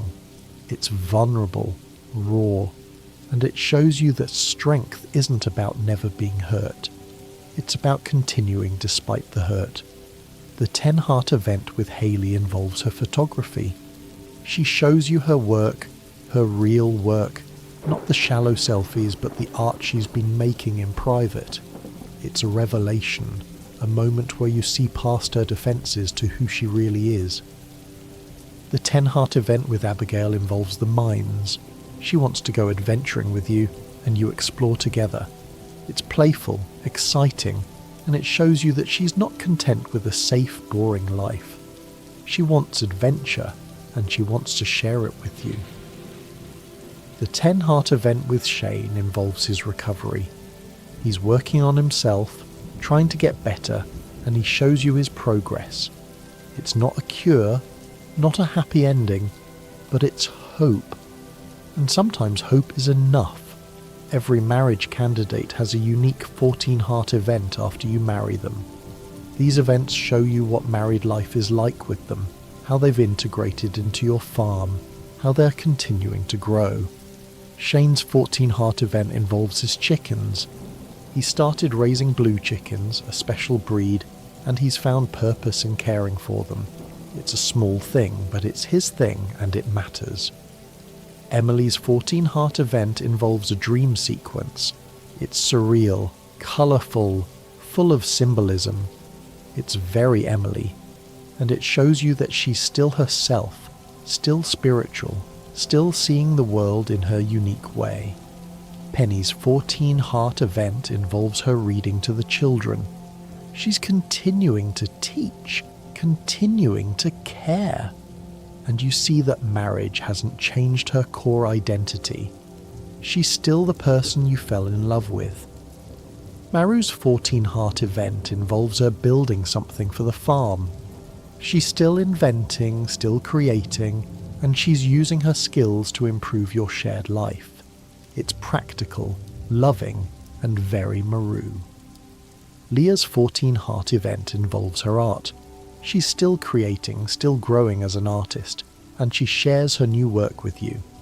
Marriage hasn't stopped her development, it's supported it. Abigail's 14-heart event involves music. She's playing her flute, and you listen, and it's a moment of peace, of beauty, of shared quiet. It shows you that adventure isn't always about action. Sometimes it's about being present with someone you love. Sebastian's 14-heart event involves his work. He's still programming, still freelancing, and he shows you what he's working on. He's maintained his identity, his career, his sense of self. Marriage has added to his life, not replaced it. Sam's 14-heart event involves his music. He's still playing, still dreaming, and he shares a new song with you. It's hopeful, optimistic, and it shows you that he hasn't given up on his dreams just because he's settled down. Harvey's 14-heart event involves his care for you. He's worried about your health, about how hard you work, and he expresses it in the most Harvey way possible, with concern, with medical advice, with love disguised as caution. Elliot's 14-heart event involves his writing. He's working on a new book, and he shares it with you. He's still the romantic, still the dreamer, and he's found a way to be both a writer and a partner. Alex's 14-heart event involves his growth. He's become more thoughtful, more introspective, and he talks to you about it. Marriage has changed him, helped him become more of who he wants to be. Hayley's 14-heart event involves her photography. She's taking pictures of the farm, of you, of your life together. She's documenting your shared story, and it's beautiful, and it shows you that she's found meaning in this life you're building. The game understands that marriage is not an ending. It's a continuation, a new chapter, a different kind of story. Your spouse continues to grow, to change, to be themselves. Some players marry the same person every playthrough. They have a favourite, a character they connect with deeply, and they choose them again and again. Other players marry someone different each time. They want to see all the content, experience all the stories, understand all the characters. Both approaches are valid. The game doesn't judge. It just offers you choices and lets you make them. Friendship with non-marriage candidates is just as deep. Linus, Pam, Gus, Willie, Clint, Caroline, Jody, Kent, Marnie, Robin, Demetrius the Wizard, Evelyn, George. Each one has heart events, has a story, has depth. Linus's heart events are some of the most touching in the game. You see his kindness, his wisdom, his choice to live differently. You see the town's cruelty toward him, and you see his grace in the face of it. At 10 hearts with Linus, he tells you he's happy. He's chosen this life, and he doesn't want to be saved from it. He wants to be accepted in it. It's a powerful message about respecting people's choices, even when you don't understand them. Evelyn's heart events show you a woman who's lived a long life, who's seen a lot, who's chosen kindness as her response to the world.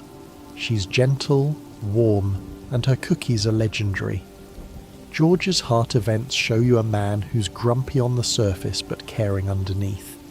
He's dealing with disability, with aging, with feeling useless, but he's not useless. He's loved, and he matters. The game treats elderly characters with respect. They're not jokes, not stereotypes. They're people with full lives, with histories, with value.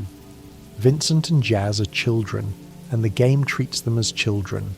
Innocent, playful, sometimes annoying, always sincere.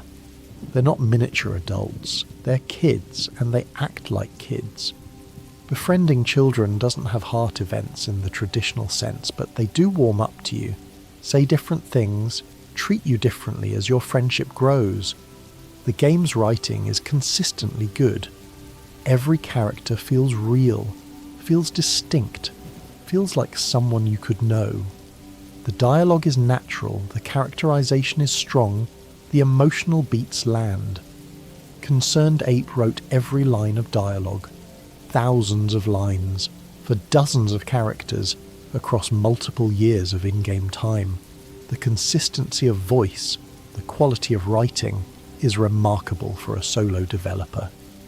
The game has been translated into many languages.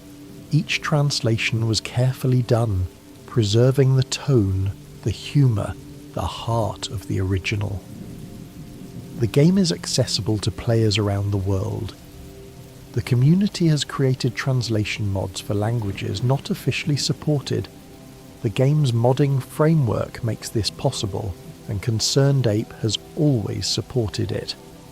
Accessibility options have been added over time. Text scaling, colourblind modes, control remapping.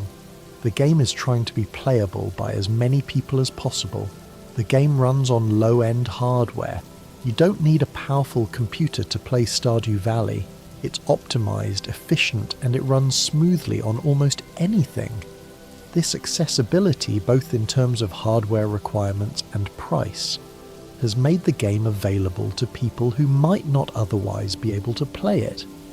It's a game for everyone, not just people with expensive gaming setups.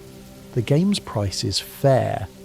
It costs less than a movie ticket in most places, and it provides hundreds of hours of entertainment. The value proposition is extraordinary. Many players have thousands of hours in Stardew Valley. They've played multiple farms, tried different approaches, explored every corner, found every secret, and they're still finding new things to love. The game has a one more day quality.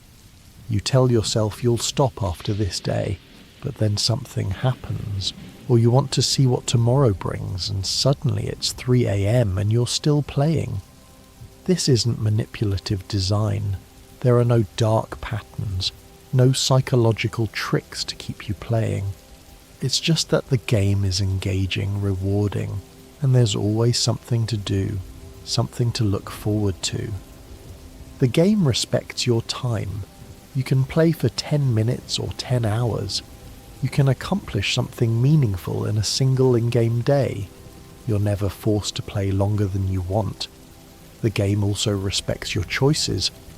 You can play however you want, focus on whatever you want, ignore whatever you want. There's no wrong way to play. Some players min-max, optimize every decision, maximize profit. Others roleplay, make choices based on character rather than efficiency. Both are supported, both are valid. The game has inspired countless challenge runs.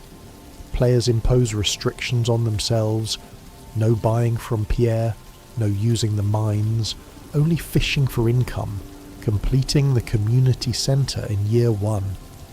These challenges keep the game fresh, keep it interesting. The community shares these challenges, celebrates achievements, offers advice.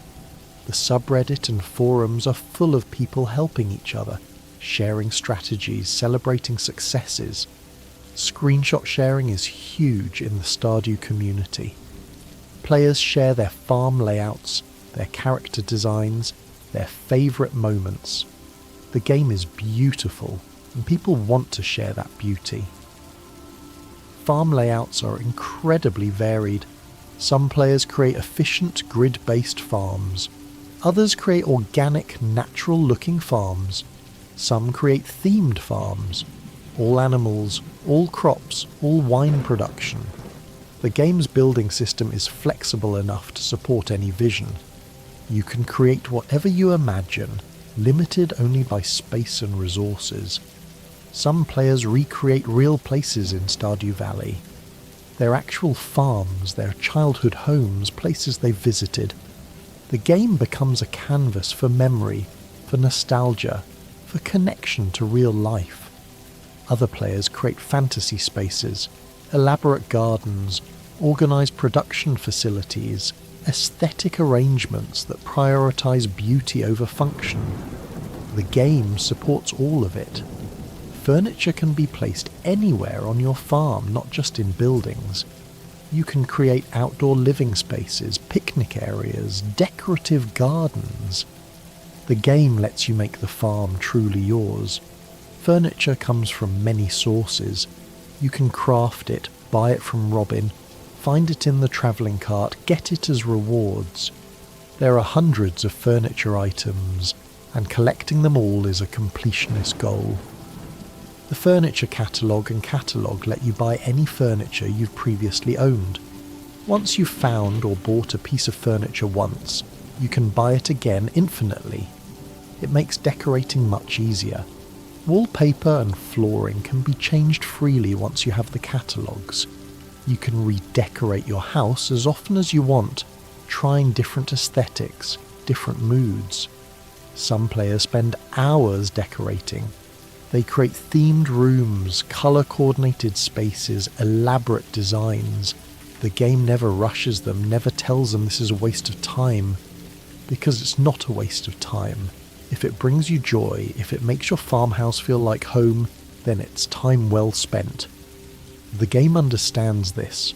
The game understands that different things matter to different people. For some, it's profit. For others, it's completion. For others, it's relationships. For others, it's just existing in a peaceful space. All of these are valid. All of these are supported. The game is big enough, flexible enough, kind enough to hold all of them. This is why Stardew Valley has endured. Not because it's perfect, not because it's revolutionary, but because it's kind. Because it lets you be who you are. Play how you want. Find what you need. The valley is a refuge.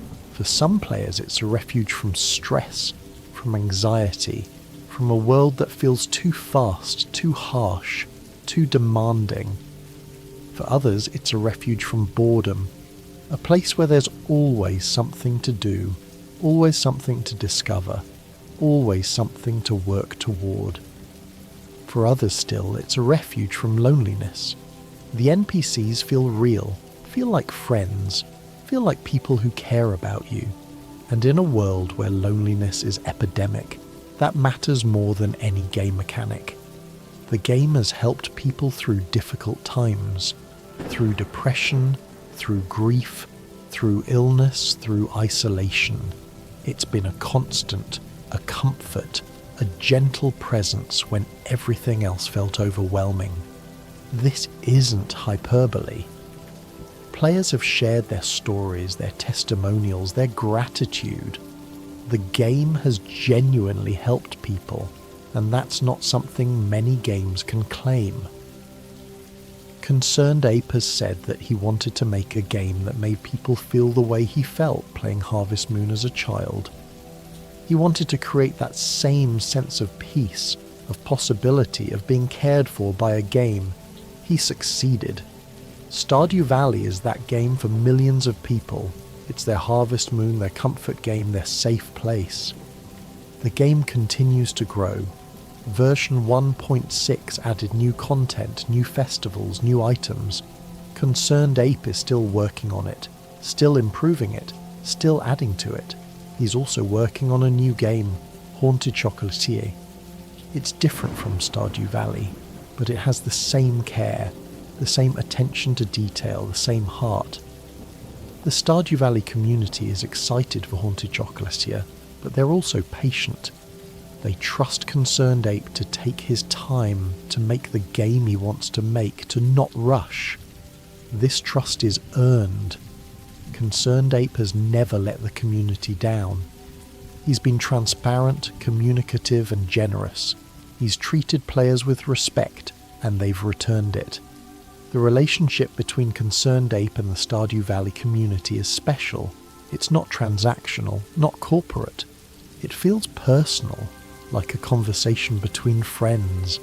This is rare in gaming.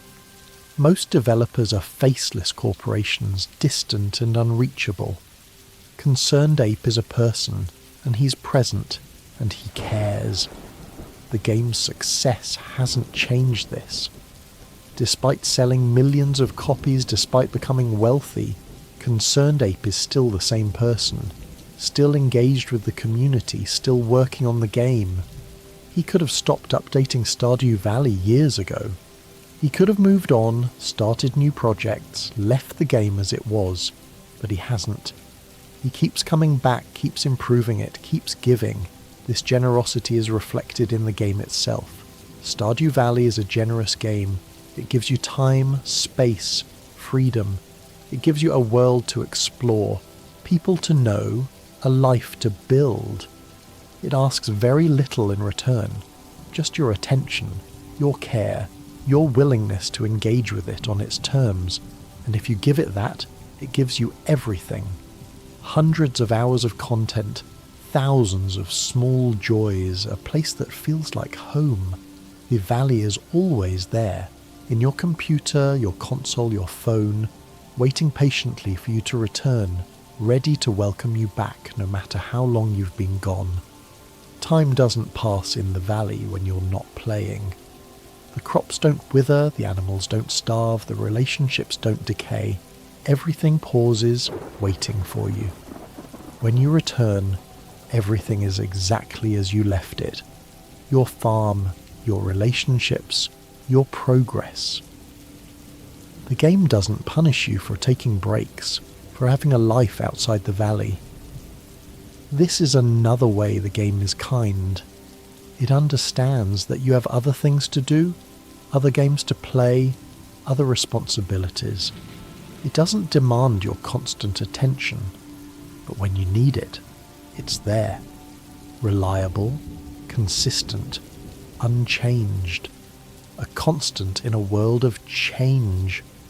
Many players return to Stardew Valley again and again. They play other games, try other things, but they always come back. Because the valley feels like home, and home is where you return to. Each return is a rediscovery. You remember why you loved it, what made it special, how it made you feel. And those feelings are still there, waiting for you, as fresh as the first time. The game has seasonal events in real life too.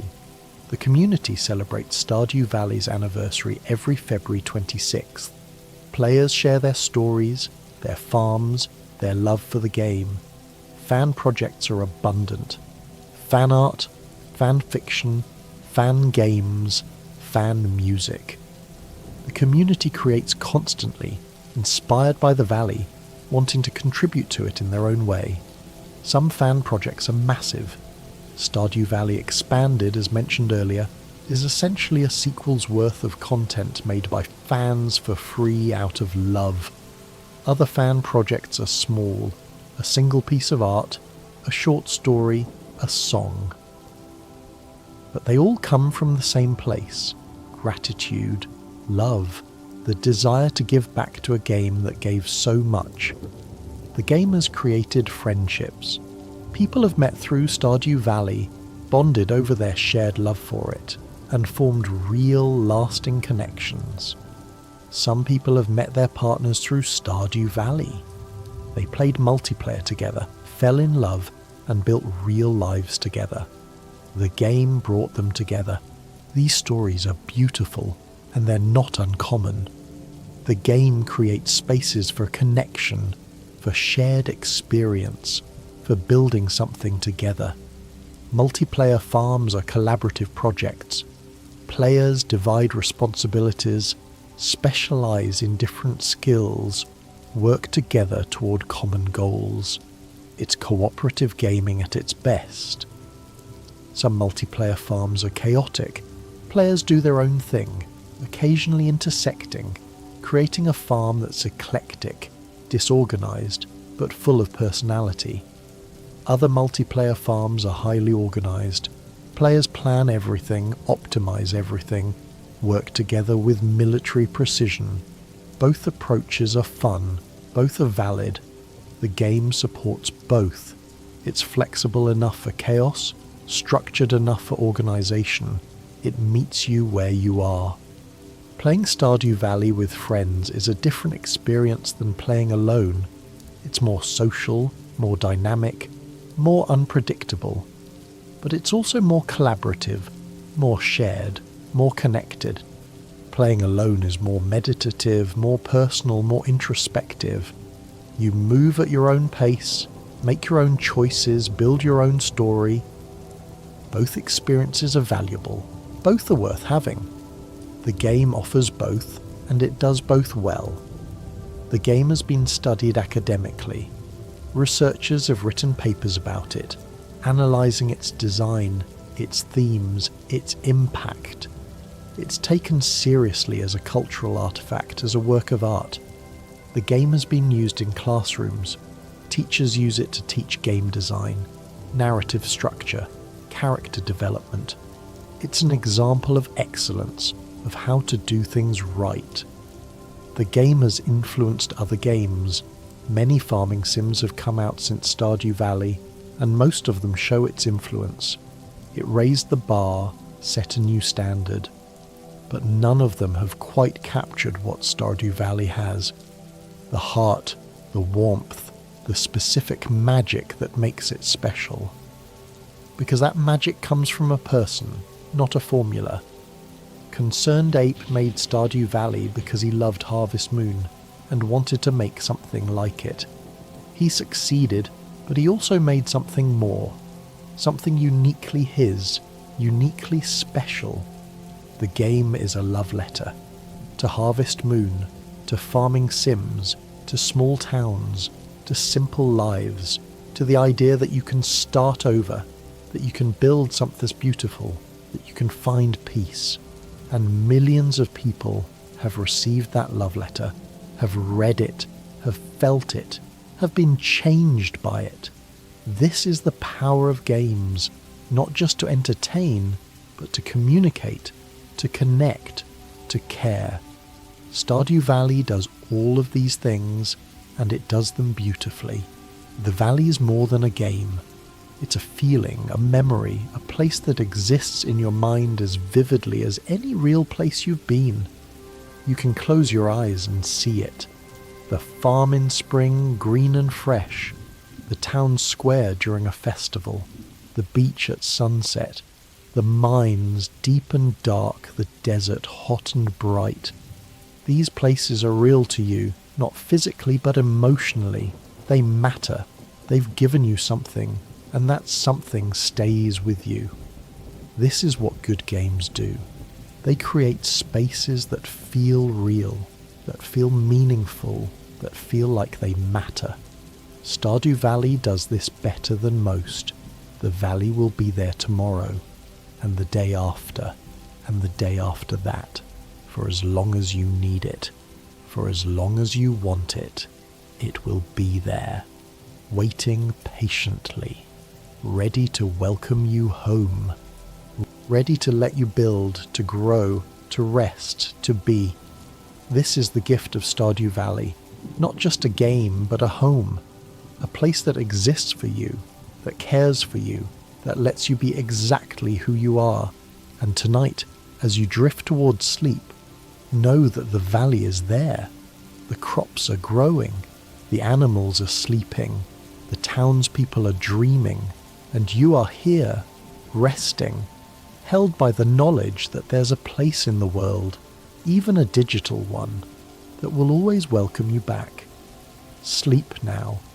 Let the valley hold you. Let the facts settle into your mind like seeds in soil, ready to bloom when you need them. The chickens are roosting, the cows are sleeping, the stars are shining over the farm, over the town, over the mountains and the forest and the beach. And over you, wherever you are, the same stars shine, the same peace waits, the same rest calls. Fall into it now, completely, fully. Let go of everything except the gentle knowledge that you are safe, you are cared for, you are home. The valley keeps its watch. The night is gentle. The morning will come when it comes. For now, just rest. Sleep well. The valley is always there, waiting for you. Good night.